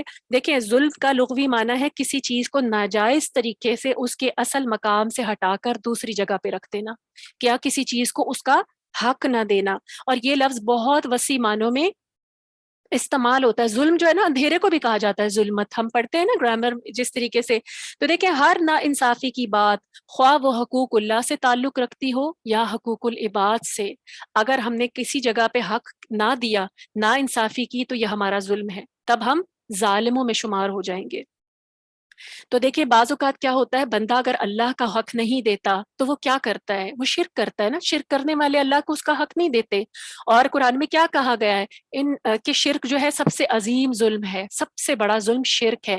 اسی طریقے سے بندوں کے حق میں ہم کیسے جب ناانصافی کرتے ہیں تو ہم ظلم کرتے ہیں، ہمیں پتہ بھی نہیں چل رہا ہوتا، ہمارا کوئی رشتہ ہے، ہمارے ارد گرد کچھ لوگ ہیں جن سے ہماری کچھ وابستہ حقوق و فرائض ہیں، جب ہم ان میں ڈنڈی مارتے ہیں تو دراصل ہم ظالم ہوتے ہیں۔ یہاں پہ یہ حقوق العباد میں ظلم آ جاتا ہے، تو ظلم سے بچنے کی ضرورت ہے، کیونکہ نبی صلی اللہ علیہ وسلم کی حدیث کے ذریعے ہمیں پتہ چلتا ہے کہ ظلم روز قیامت اندھیروں کی شکل میں آئے گا، اندھیرے ہوں گے، یعنی انسان کو قیامت میں اندھیروں کی شکل میں، جب روشنی چاہیے ہوگی تب اندھیروں کی شکل میں انسان کو دبوچ لے گا۔ تو اس آیت میں جو مراد ہے ظلم سے مراد اللہ رب العزت کی نافرمانی بھی ہے اور اپنے نفس پر زیادتی بھی ہے. کیونکہ کیا زیادتی کی تھی جب وہ پھل کھا لیا تھا؟ ظلم. اللہ تعالیٰ نے کہا نا کہ اگر ظلم کرو گے، ظالموں میں سے ہو جاؤ گے، تو پھر اس کا نتیجہ کیا ہوگا؟ کہ جنت سے نکلنا پڑے گا. اللہ تعالیٰ نے ساتھ ہی وارن بھی کر دیا. پھر ساتھ فرمایا فَأَزَلَّهُمَ الشَّيْطَانُ، شیطان نے ان کو گمراہ کر دیا، بھٹکا دیا. کس کو؟ حضرت آدم کو بھی اور حضرت حوا کو بھی، دونوں کو. دونوں کی یعنی تسنیہ کی ضمیر ہے کہ ان دونوں کو شیطان نے بھٹکا دیا. اب یہاں پہ شیطان کا ذکر ہوا ہے، پہلے ابلیس کا نام لیا گیا تھا نا، اب شیطان کا نام لیا جا رہا ہے. شیطان کیا؟ شیطان دیکھیں ہر اس سرکش طاقت کو کہتے ہیں جو اللہ کے خلاف استعمال ہو، جو طاغوت ہو، جو سرکش ہو اللہ کے خلاف، تو وہ شیطان کہلاتی ہے. تو دیکھیں یہ شیطان جہاں پہ یہاں پہ جس کا ذکر کیا جا رہا ہے اس کو شیطان اسی لیے کہا جا رہا ہے کہ وہ مردود ہو چکا تھا اور وہ سرکش ہو چکا تھا. وہ اللہ کے خلاف، اللہ کے حکم کے خلاف حضرت آدم کو بہکا رہا تھا. اس کی سرکشی کی وجہ سے شیطان کہا گیا ہے. اور یہ شیطان ابلیس میں ہی سے تھا جو کہ ہم سب جانتے ہیں کہ جنوں کی ہی جنس سے تھا. اور ہم سب کو یہ بھی معلوم ہے کہ جن جو ہیں وہ آگ سے پیدا کیے گئے ہیں. اب اس کی حقیقت دیکھیں، شیطان کی یوں سمجھے کہ فرشتوں کے بارے میں ہمیں پتہ چلتا ہے نا کہ وہ نور سے پیدا کیے گئے ہیں، اور نور بھی روشنی ہے، آگ بھی روشنی ہے. اب پھر فرشتوں میں اور جنوں میں کیا فرق ہے جب دونوں ہی روشنی سے پیدا کیے گئے ہیں؟ تو دیکھیں نور وہ روشنی ہے جس میں حدت یا گرمی یا تمازت نہیں ہوتی اور وہ بہت لطیف ہوتا ہے. آگ وہ روشنی ہے جس میں گرمی، شدت اور تمازت ہوتی ہے اور اس کے اندر روشنی کا ایلیمنٹ جو ہے وہ کم ہوتا ہے. تو یہ دو ایلیمنٹس ہیں جن سے فرشتہ اور جن بنائے گئے، لیکن ان میں فرق بہت زیادہ ہے. اب دیکھیں جنوں کی ایک قدر جو فرشتوں سے ملتی ہے وہ کیا ہے؟ فرشتے بھی اپنی شکلیں بدل سکتے ہیں اور جن بھی اپنی شکلیں بدل سکتے ہیں. اسی وجہ سے ابلیس فرشتوں میں شامل ہو جاتا تھا. اور اس کے علاوہ جنوں کی ایک قدر مشترک جو انسانوں سے ملتی ہے، یعنی ان میں ایک ایک چیز جو ہے ایک فرشتوں والی پائی جاتی ہے، ایک انسانوں والی پائی جاتی ہے. انسانوں والی کیا پائی جاتی ہے؟ کہ جن اور انسان دونوں مکلف مخلوق ہیں. دیکھیں فرشتوں کو اختیار نہیں دیا گیا، ان کو صرف تصرف دیا گیا ہے کائنات میں، یہاں سے وہاں جا سکتے ہیں، اللہ کا حکم پورا کریں گے اور آ جائیں گے، اپنی مرضی کوئی نہیں ہے. لیکن اللہ نے جنوں کو بھی اور انسانوں کو بھی آپس میں ان کی ایک یہ چیز کوالٹی کامن ہے کہ دونوں کو اللہ نے مکلف مخلوق بنایا ہے، ان کو صاحب اختیار بنا دیا ہے، ان کو صاحب ارادہ بنا دیا ہے. میں اور آپ ہمیں جزوی اختیار دے دیا گیا ہے. تو جنوں کی اور انسانوں کی یہ قدر مشترک ہے. اسی وجہ سے یہ جو اختیار دیا گیا تھا نا جنوں کو بھی، تو اسی وجہ سے اس اختیار کو استعمال کرتے ہوئے ابلیس نے حضرت آدم کو سجدہ نہیں کیا تھا. لیکن فرشتوں میں سے کوئی ایسا نہیں کر سکتا، فرشتوں میں سے کوئی اللہ کے حکم کا انکار کر ہی نہیں سکتا. اللہ تعالیٰ جو کہتے ہیں وہ منعن اس کو تسلیم بھی کرتے ہیں اور قبول کرتے ہیں اور عمل بھی کرتے ہیں. اور ہمیں یہاں پہ کیا پتہ چلا؟ اب دیکھیں جنوں اور انسانوں میں سے ایک چیز سمجھ لیں، شیطان انسانوں میں سے بھی ہوتے ہیں، جنوں میں سے بھی ہوتے ہیں. اب جنوں یا انسانوں میں سے جو بھی کوئی، کیونکہ دونوں مکلف ہے نا، تو جو بھی اپنے اختیار کو اور ارادے کو غلط استعمال کر کے اللہ کی نافرمانی اور سرکشی پر اتر آئے تو وہ شیطان ہے. اب اس بات کو سمجھے کہ شیطان، کیونکہ قرآن میں آگے بھی پتہ چلتا ہے کہ شیطان انسانوں میں سے بھی ہوتے ہیں اور جنوں میں سے بھی. ہم تو شیطان کا نام صرف لیبل لگا کے اس کو دیتے ہیں نا، جو ایک ابلیس ہے، لیکن شیطان انسانوں میں سے بھی ہوتے ہیں اور جنوں میں سے بھی. ہر وہ مخلوق جو اللہ کی نافرمانی کرے، سرکش کرے، اس کو شیطان کہا جاتا ہے. اسی طریقے سے دیکھیں شیطان کا لفظ ہر بدروح کے لیے، خبیث روح کے لیے، یعنی جس کے اندر برائی ہوتی ہے اس کے لیے بھی شیطان کہا جاتا ہے.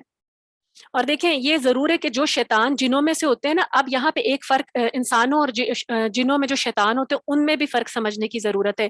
جو شیطان جنوں میں سے ہوگا وہ دوسروں کو گمراہ کرنے کے لحاظ سے انسانی شیطان سے زیادہ وسائل رکھتے ہیں، کیونکہ ہمیں پتہ ہے نا کہ شیطان جو ہے وہ انسان کے اندر خون میں بھی دوڑتا ہے، دل میں وسوسہ ڈالتا ہے. کسی انسان کے بس کی یہ بات نہیں کہ وہ دل میں جا کے خیال ڈالے. شیطان کو اللہ تعالیٰ نے اتنا، کیونکہ اس نے اللہ سے مانگ لیا تھا نا اختیار، تو اللہ تعالیٰ نے اس کو اختیار دے دیا کہ وہ دل میں بھی جا کے وسوسہ ڈال دے، دل میں بھی جا کے خیال پیدا کر دے. اور برے شیطان انسان جو ہوتے ہیں وہ کیا کرتے ہیں؟ وہ ویسے فزیکلی جو ہے نا وہ برا کرتے ہیں. اب دیکھیں کیونکہ فرشتوں کی بات ہو رہی ہے اور شیطانوں کی بات ہو رہی ہے، تو ان کو سمجھنے کی، یہ دونوں مخلوقات ہیں، ان کو سمجھنے کے لیے ہم اس کی تھوڑی سی تفصیل کو دیکھتے ہیں کہ فرشتے جو ہیں ان کا ذکر آگے بھی آئے گا اور جنوں کا ذکر بھی آتا رہے گا. تو ان کی جو صفات ہیں ان کو ہم قرآن اور صحیح احادیث کی روشنی میں دیکھتے ہیں. فرشتے جو ہیں پہلے ان کی بات کرتے ہیں. فرشتوں کی پہلی قسم جو ہے، ایک قسم جو ہے وہ مقربین کی ہے. مقرب کون ہوتے ہیں؟ قرب سے آتا ہے، جو اللہ کے عرش کو اٹھائے ہوئے ہیں. کچھ فرشتوں کی ٹائپ یہ ہے جو اللہ کے عرش کو اٹھائے ہوئے ہیں، اور یہ 4 فرشتے ہیں: حاملین عرش. اور قیامت کے دن جب اللہ تعالیٰ لوگوں کا حساب لینے کے لیے نزول فرمائیں گے نا، جب آئیں گے، اس آسمان کھل جائے گا اور عرش کو اٹھا کے لائیں گے، اس وقت یہ فرشتے 8 ہوں گے. 8 فرشتے ہیں جو اللہ کا عرش اٹھا کر لائیں گے اور ہم دیکھیں گے. ابھی تو آج ہم نہ فرشتوں کو دیکھ سکتے ہیں، نہ ہماری نظروں سے اللہ سبحانہ و تعالیٰ کہ وہ پردے حائل ہیں، لیکن جب قیامت قائم ہوگی نا، سارے پردے ہٹ جائیں گے، تو وہ 8 فرشتے ہمیں نظر آئیں گے جو اللہ کا عرش اٹھا کر لے کر آئیں گے. اسی طرح کچھ فرشتے ایسے ہیں جو اللہ کے عرش کے گرد گھیرا ڈالنے والے ہیں، یہ بھی مقربین ہیں اور فرشتوں کے سردار. کچھ فرشتے ایسے ہیں جو لیڈر ہیں، لیڈ کرتے ہیں. ان میں دیکھیں حضرت جبرائیل ہے، ان کو تو ہم سب جانتے ہیں. حضرت جبرائیل لیڈ کرتے ہیں ایک خاص جماعت کو جو کہ تمام رسولوں اور پیغمبروں کے پاس آئی. 1,24,000 پیغمبروں کے پاس جب وحی آیا کرتی تھی نا، تو حضرت جبرائیل لے کر آیا کرتے تھے. اور ان کے ساتھ کچھ فرشتوں کی جماعت، وہ ان کے لیڈر ہیں، اور ان کے بارے میں قرآن خود بتاتا ہے کہ وہ زوراور ہیں، امین ہیں. ان کو روح القدس بھی کہا جاتا ہے، روح الامین بھی کہا جاتا ہے. اسی طرح دوسرے لیڈر ہیں حضرت میکائیل. دیکھیں ایک فرشتہ لیڈر ہوتا ہے، لیڈ کرتا ہے، اور باقی ان کی ایک پوری جماعت ہوتی ہے. اور حضرت میکائیل علیہ السلام کے بارے میں ہمیں پتہ چلتا ہے نا کہ وہ بادلوں کو بارش برسانے کا سبب بنتے ہیں، اللہ کے حکم سے بارش برساتے ہیں. تو وہ اکیلے نہیں برساتے، یہ پوری ایک جماعت ہوتی ہے. تو یہ بادلوں کو، بارشوں کو، برق کو، یہ جو بجلی چمکتی ہے، اس کو کنٹرول کرتے ہیں اللہ کے حکم سے. اللہ تعالیٰ حکم کر دیتے ہیں نا، یہاں بارش ہونی ہے آج، اس ٹکڑے پہ ہوگی، اس ٹکڑے پہ نہیں ہوگی. تو یہ پوری ایک جماعت ہے جو اسے کنٹرول کرتی ہے، اس کو پر عمل درآمد کرتی ہے، اور ان کو لیڈ کرتے ہیں حضرت میکائیل. تیسرے جو ہیں لیڈر، وہ کون ہیں؟ حضرت اسرائیل، جن کے نام سے بھی ہم ڈر جاتے ہیں کیونکہ ان کو ہم سب دیکھیں گے اپنی موت کے وقت. یہ لیڈ کریں گے فرشتوں کی اس جماعت کو جو ہماری روحوں کو قبض کرنے آئیں گے. دیکھیں یہ ان کو ملک الموت بھی کہا جاتا ہے، اور جان نکالنے والے فرشتوں کی پوری ایک جماعت آتی ہے، ایک فرشتہ نہیں آتا. دیکھیں حدیث سے ہمیں پتہ چلتا ہے کہ جس انسان کی روح قبض کرنی ہوتی ہے، اس کے پاس فرشتے تا حد نگاہ آ کر بیٹھ جاتے ہیں. ہمیں تو نظر نہیں آ رہے ہوتے، لیکن جس نے جانا ہوتا ہے، جس کا حکم آ جاتا ہے کہ اب اس کا وقت پورا ہو گیا، وہ ان فرشتوں کو دیکھتا ہے، جہاں تک اس کی نظر جاتی ہے وہ آ کے بیٹھ جاتے ہیں. اور پھر ملک الموت آتے ہیں اور لیڈ کرتے ہیں، اور اس کے سینے تک کا پچھلا کام سارا فرشتے کر کے رکھ لیتے ہیں. جیسے کہیں پہ کوئی جماعت ہو نا، دیکھیں ان کا ایک لیڈر ہوتا ہے، وہ ایک مخصوص کام کرتا ہے، اور اس سے پہلے سارا کام ان کی جماعت کر لیتی ہے. تو اسی طریقے پہ حضرت اسرائیل جب آتے ہیں تو باقی جماعت اپنا کام کر چکی ہوتی ہے، اور یہاں سے سینے سے نرخرے سے حضرت اسرائیل روح کو کھینچ لیتے ہیں، اور وہ جماعت پھر اسے پکڑ لیتی ہے اور جو ذمہ داریاں ہیں وہ پوری کرتی ہے. تو اسی طریقے سے اس کے علاوہ ایک لیڈر ہے حضرت اسرافیل. اسرافیل کا نام بھی ہم سب جانتے ہیں، اور وہ کیا کریں گے؟ وہ سور پھونکیں گے. سور ہیں، 3 سور کے بارے میں ہمیں پتہ چلتا ہے: نفخہ اول، نفخہ سور ثانی، اور نفخہ سور ثالث. اور یہ بھی ایک پوری جماعت ہے، اور ان کو لیڈ کریں گے حضرت اسرافیل. اب اس کے بعد دیکھیں، اس کے علاوہ ہم نے تو ان فرشتوں کا نام تو ہمیں اس سے پتہ چل جاتے ہیں نا، قرآن مجید میں بھی ان کا ذکر کیا گیا ہے. اس کے بعد 7 آسمانوں کے اندر لا تعداد فرشتوں کی جماعت ہے. ہمیں یہ بھی پتہ چلتا ہے حدیث سے کہ جو اوپر عرش، اوپر آسمانوں پر خانہ کعبہ، جیسے اس کو ہم کہتے ہیں اللہ سبحانہ تعالیٰ کا جو گھر ہے، اس پر 70,000 فرشتے ایک بار طواف کرتے ہیں، اور قیامت تک ان کی باری نہیں آئے گی. تو دیکھیں، سوچیں کہ کتنے فرشتے ہیں. تو اسی طرح لا تعداد فرشتوں کی جماعت ہے جو آسمانوں کا جو پورا کائنات ہے، پوری کائنات ہے. اب دیکھیں کتنے ستارے اور سیارے ہیں، جہاں جہاں جو کام کرنا ہوتا ہے وہ اللہ کے حکم سے کرتے رہتے ہیں. اللہ کا جب کوئی حکم آسمان سے نازل ہوتا ہے نا فرشتوں کے اوپر، تو ان میں کیا ہوتا ہے؟ سارے فرشتوں میں کھلبلی مچ جاتی ہے. یہ ہمیں روایات سے، تفاسیر سے، اور ہمیں احادیث سے پتہ چلتا ہے کہ فرشتوں میں کھلبلی مچ جاتی ہے کہ اللہ نے حکم نازل فرمایا ہے. پھر وہ کیا ہوتا ہے؟ ان پہ گھبراہٹ طاری ہو جاتی ہے. اللہ کے خوف سے, اللہ کی ہیبت سے. آج ہمارے دل تو اللہ کا ذکر سن کر اور اللہ کی ہیبت سے نہیں کانپتے نا, ہمارے دل میں تو وہ خشیت نہیں ہے. فرشتے تو جانتے ہیں, تو ان کے اندر کیا ہوتا ہے, گھبراہٹ طاری ہو جاتی ہے کہ اللہ کا حکم اترا ہے, پریشان ہو جاتے ہیں. پھر جب گھبراہٹ دور ہوتی ہے اور اللہ کا حکم متعلقہ آسمان تک پہنچ جاتا ہے, تو نیچے والے فرشتے اوپر والوں سے پوچھتے ہیں کہ اللہ کی طرف سے کون سا حکم آیا ہے. یعنی سارے فرشتے پوچھتے ہیں کیا حکم آیا ہے, تو ان کو جواب دیا جاتا ہے کہ جو حکم بھی ہے حق ہے اور سچ ہے. کیونکہ یہ جن فرشتوں کو ریلیٹڈ فرشتوں کو دیا جانا ہوتا ہے صرف ان کو دیا جاتا ہے, سارے فرشتوں کو نہیں بانٹا جاتا وہ کام. تو وہ کیا کہتے ہیں کہ یہ حق ہے, اور پھر وہ سارے فرشتے کیا کرتے ہیں, جن کے ذمے وہ کام لگا دیا جاتا ہے وہ فوراً ایکٹیو ہو کے وہ کام کرتے ہیں.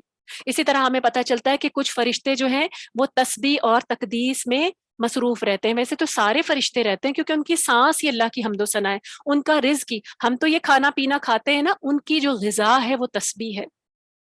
اس کے علاوہ کچھ فرشتے ایسے ہیں جو ہمیں احادیث سے پتہ چلتے ہیں, روایات سے پتہ چلتے ہیں کہ وہ آسمان دنیا کے نیچے ہماری زمین کے قریب رہتے ہیں.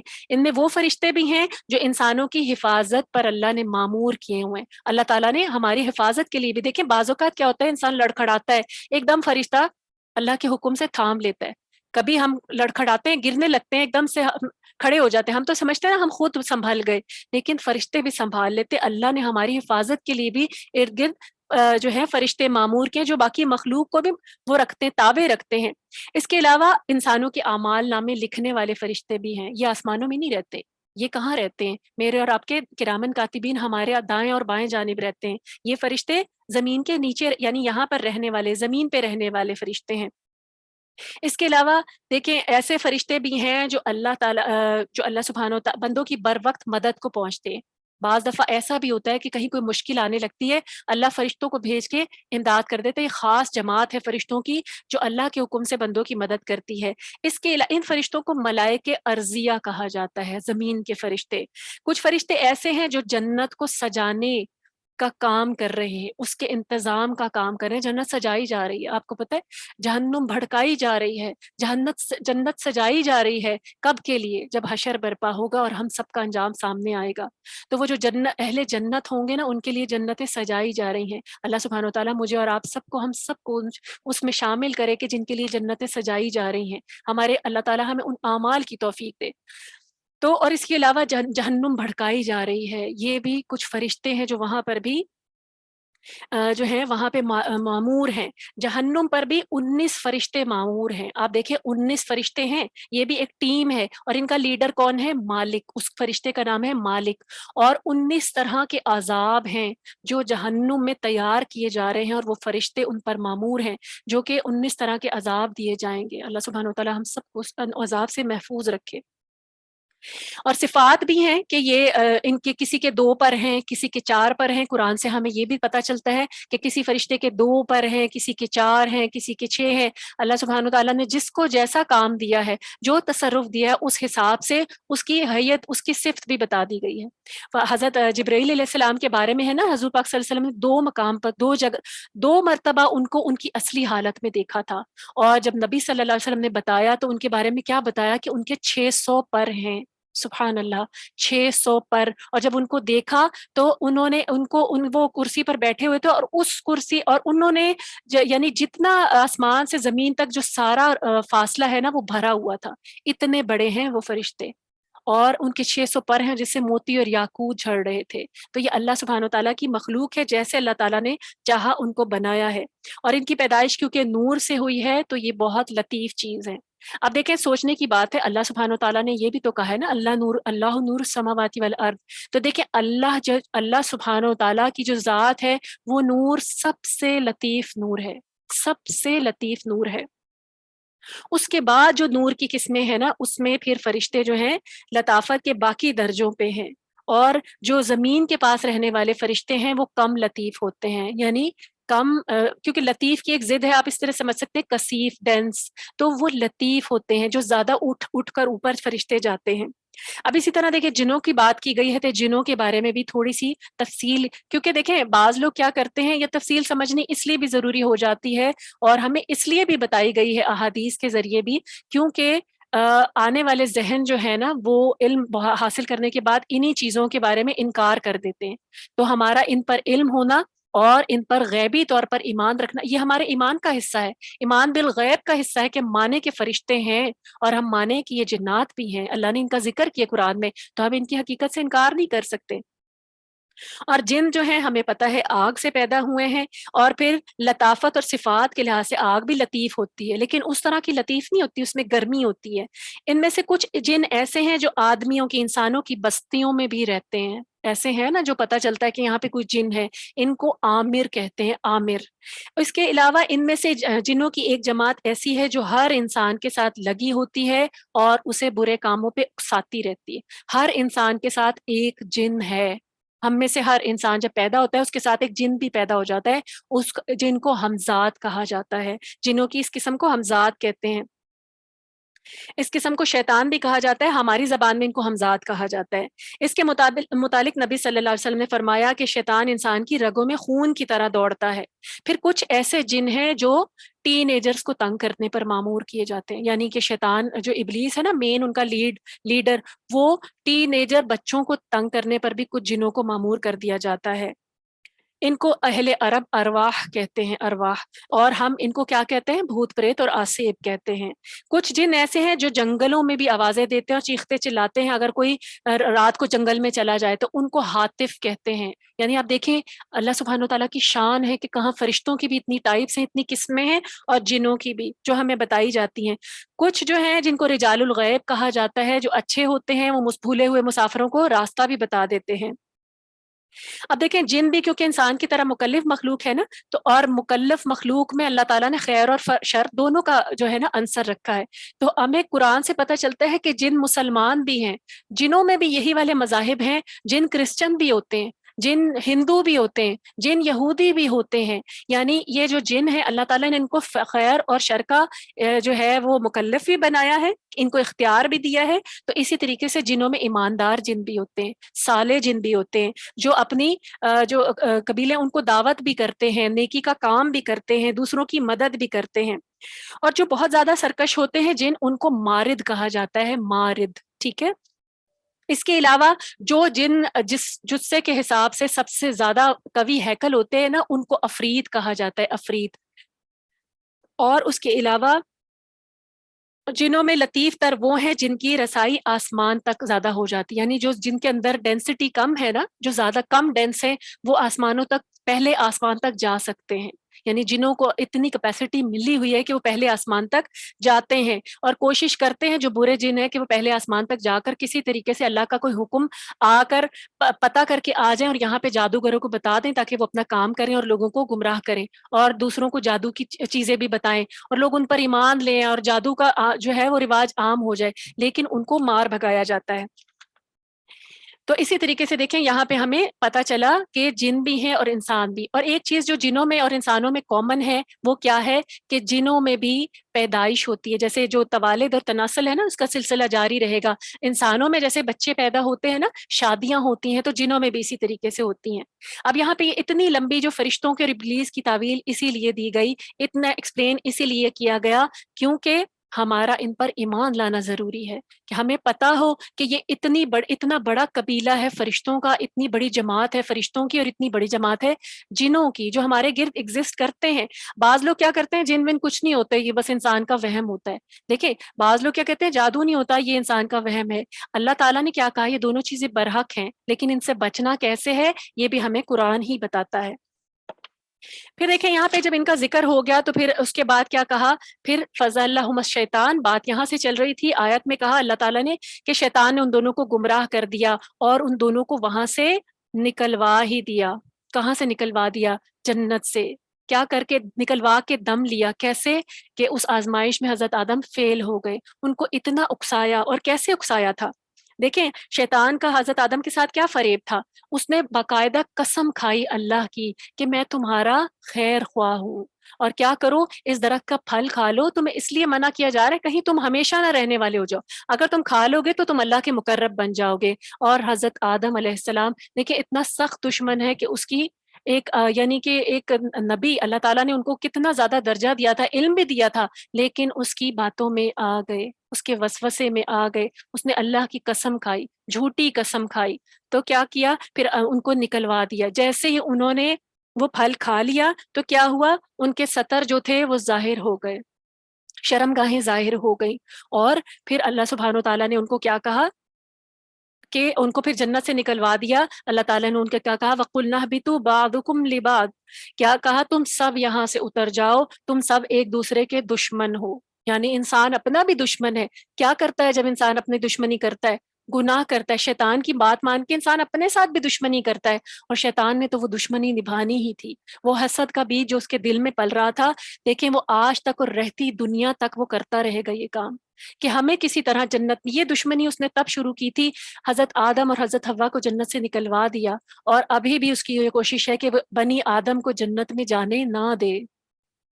تو اللہ سبحانہ تعالیٰ نے کیا کہا کہ تم سب اتر جاؤ ایک معین مدت تک، اور وَلَكُمْ فِي الْأَرْضِ مُسْتَقَرٌّ وَمَتَاعٌ إِلَىٰ حِينٍ، زمین میں تو ایک معین وقت تک، یعنی موت تک یا قیامت تک تم نے زمین میں رہنا ہے، گزر بسر کرنا ہے، تمہارے لیے یہاں وہاں پر فائدہ اٹھانا ہے۔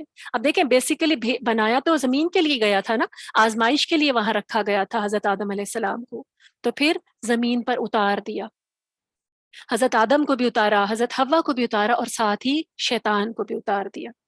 اور پھر کیا کہا، فَتَلَقَّىٰ آدَمُ مِن رَبِّهِ كَلِمَاتٍ فَتَابَ عَلَيْهِ، اور پھر انہوں نے کیا کیا، حضرت آدم علیہ السلام نے اپنے رب سے کچھ کلمات سیکھ لیے۔ دیکھیں اللہ کی کتنی پیاری شان ہے، اللہ نے حضرت آدم سے غلطی ہوئی تو اللہ نے ان کو معافی کے لیے کلمات بھی سکھائے۔ اللہ تعالیٰ اتنا رحیم، اللہ چاہتا ہے ہم توبہ کر لیں، اگر ہم سے غلطی ہو جاتی ہے، ہم بنی آدم ہیں، ہم بھی خطا کار ہیں، آزمائے جاتے ہیں، اور شیطان اپنے دشمن کی باتوں میں آ جاتے ہیں، تو کرنا کیا ہے؟ اب دیکھیں حضرت آدم کی اسی روایت پر قائم رہنا ہے، فوراً اللہ سے معافی مانگ لینی۔ اللہ نے معافی کے کلمات بھی سکھائے، وہ کیا کلمات تھے، ربنا ظلمنا انفسنا وان لم تغفر لنا وترحمنا لنکونن من الخاسرین۔ انہوں نے اللہ سے، اپنے رب سے چند کلمات سیکھ کر توبہ بھی کی، اور اللہ نے پہلے ان کو توبہ کرنا سکھایا، یہ بھی سکھایا اللہ نے کہ توبہ کر لو، اور پھر اللہ نے وہ توبہ قبول بھی کر لی۔ یہ ہے التواب، توبہ قبول کرنے والا، جو چاہتا ہے، جو ہمیں موقع دیتا ہے، اور جو ہمیں ترغیب دیتا ہے کہ توبہ کرو، کیونکہ میں توبہ قبول کرنے والا ہوں۔ پھر اللہ نے ان کی توبہ قبول کر لی، اور پھر بے شک اللہ ہی بندوں کی توبہ قبول کرنے والا ہے، انہ هو التواب الرحیم۔ پھر فرمایا وَقُلْنَا اهْبِطُوا جَمِيعًا، اب دیکھیں اللہ تعالیٰ نے توبہ تو قبول کر لی، ساتھ ہی کیا کہا کہ تم سب کے سب یہاں سے نکل جاؤ، نیچے اتر جاؤ، جو بھی میرے پاس سے تمہاری طرف ہدایت آئے، تو جس نے میری ہدایت کی پیروی کی، ایسے لوگوں پہ نہ کوئی خوف ہوگا اور نہ وہ غمگین ہوں گے۔ یعنی اللہ نے کیا کہا کہ اتر جاؤ، کیونکہ اب تمہارا امتحان زمین پہ ہے، اب زمین پہ ایک معین وقت تک رہو۔ اور اس کے بعد اللہ نے کیا انسان کے ساتھ، بنی آدم کے ساتھ کیا بھلائی کی کہ وہاں رہو، اور میری طرف سے تمہارے پاس کوئی نہ کوئی ہدایت آتی رہے گی، تو جو بھی اس ہدایت کو مانے گا اس پہ کوئی خوف اور غم نہیں ہوگا۔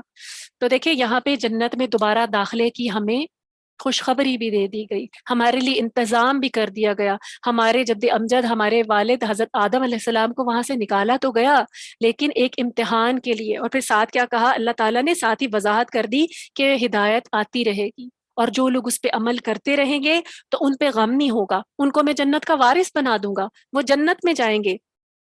اور جو لوگ شیطان سے دوستی رکھیں گے، بار بار اس کے جھانسے میں آتے رہیں گے، کیونکہ شیطان تو دیکھیں اپنی دشمنی کرتا رہے گا، ہمارا کام ہے کہ ہم اسے دشمن سمجھیں اور اس کی چالوں سے باز رہیں۔ تو جو لوگ اس سے کے چالوں سے بچتے رہیں گے، اور دیکھیں میں اور آپ، شیطان کا وسوسہ اتنا شدید ہے، حضرت آدم نہیں بچ سکے، حضرت آدم کو اس نے اکسا دیا، حضرت آدم کو پھسلا دیا۔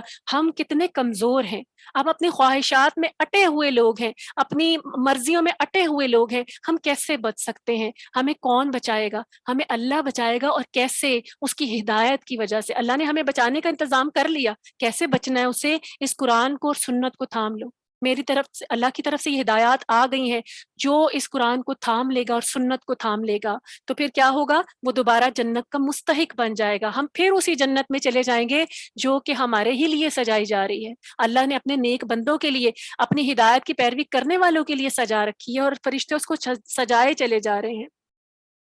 پھر آگے سے بنی اسرائیل سے خطاب ہے، یا بنی اسرائیل، بنی اسرائیل سے خطاب کیا کہا گیا اور ان کو یاد کرائی جا رہی ہیں کچھ نعمتیں. کیا کہا اللہ سبحانہ و تعالیٰ نے؟ اذکروا نعمتی، اے بنی اسرائیل. اب دیکھیں یہاں سے بنی اسرائیل کے ساتھ ایک خطاب کا سلسلہ ہے. عام عوام سے خطاب کے بجائے اب صرف بنی اسرائیل سے خطاب کیا جا رہا ہے، اور بنی اسرائیل ایک قوم تھی جس کو فضیلت بخشی گئی. اب جو خطاب ہے اس میں ہم سب اپنے آپ کو بھی اس آئینے میں دیکھتے رہیں. اللہ تعالیٰ نے بنی اسرائیل سے کیا کہا؟ دیکھیں یہ جو خطاب ہے یہ 14ویں رکوع تک چلتا رہے گا. ٹھیک ہے. یہود بنی اسرائیل جو ہے نا وہ یہود یعنی کہ جن کو جیوز کہا جاتا ہے، بیسیکلی مدینہ میں بکثرت جو تھے نا وہ یہود آباد تھے، کیونکہ حضرت اسحاق علیہ السلام سے لے کر ان میں تقریباً 4000 نبی. حضرت اسحاق جو تھے یعنی ان کے جو والد ہیں یہود، وہاں سے قبیلہ جو سٹارٹ ہوا ہے، تو اس کے بعد سے لے کر نبی صلی اللہ علیہ وسلم کے آنے تک 4000 انبیاء جو تھے وہ بنی اسرائیل میں آئے تھے. آپ سوچیں کتنی اللہ نے ان کو شرف بخشا تھا، کتنا زیادہ شرف بخشا کہ ان میں 4000 انبیاء آ چکے تھے. تو اس لیے تمام عرب جو تھے نا، کیونکہ وہ یہود جو تھے وہ مدینہ میں بھی رہتے تھے، یعنی صرف ان کا کوئی اسپیسیفک ایریا نہیں تھے، وہاں مدینہ میں بھی تھے، اس لیے تمام عرب پہ ان کے جو علم اور فضل کی دھاک بیٹھی ہوئی تھی، کیونکہ وہ اسکالرس تھے اس وقت کے، ان کے پاس کتاب تھی، وہ ذہین اور فطین لوگ تھے، اور اللہ تعالیٰ نے کتاب اس وقت کی جو آخری کتاب تھی وہ انہیں کے پاس تھی. تو وہ کیا سمجھتے تھے؟ عرب جو تھے، عرب امی بھی تھے، اور اس کے علاوہ باقی عرب بھی ان کو بہت زیادہ بڑے اسکالر سمجھتے تھے. تو اللہ نے کیونکہ ان پر بے شمار انعام بھی کیے تھے. لیکن کیا ہوا کہ دیکھیں کچھ مدت گزرنے کے بعد انہی یہود میں جن کو اللہ تعالیٰ نے اتنے انعام سے نوازا تھا ان میں عیب پیدا ہونے شروع ہو گئے. وہ جو عیب تھے وہ کیا تھے؟ ان کی برائیاں، ان کے نفس کی برائیاں تھیں. اور عیب کیا تھے؟ کہ وہ جو ان کے پاس علم تھا اس کا تکبر ان کی برائی تھی. اب ہم اپنے آپ کو چیک کرتے رہے، ہمارے اندر کی برائیاں اپنے علم کا تکبر، اپنے مسلمان ہونے کا تکبر تو نہیں ہے. اور ہم صرف اسی بات پر یہ تو نہیں سوچتے رہیں گے کہ ہم، کیونکہ وہ بھی سمجھتے تھے کہ ہم تو بس جنت میں جانے کے مستحق ہیں. تو دیکھیں اس کی وجہ سے کیا ہوا، پھر وہ اپنے آپ کو سپیریئر سمجھنا شروع ہو گئے. اور بنی اسماعیل میں جب نبوت آئی، کیونکہ نبی صلی اللہ علیہ وسلم جو آخری نبی ہیں، جب اللہ نے ان کو مبعوث کیا تو بنی اسماعیل میں کیا، بنی اسرائیل میں نہیں کیا. تو ان کو یہاں سے حسد شروع ہو گئی. اب آپ دیکھیں ہر برائی کی جڑ حسد سے نہیں ہمیں نظر آ رہی. ابلیس نے کیا کیا تھا؟ حسد ہی کیا تھا نا، حضرت آدم کو نہیں مانا. بنی اسرائیل زوال پذیر کیسے ہوئے؟ حسد ہی تھا نا. انہوں نے حضور پاک صلی اللہ علیہ وسلم کی نبوت کا انکار کر دیا. کیوں؟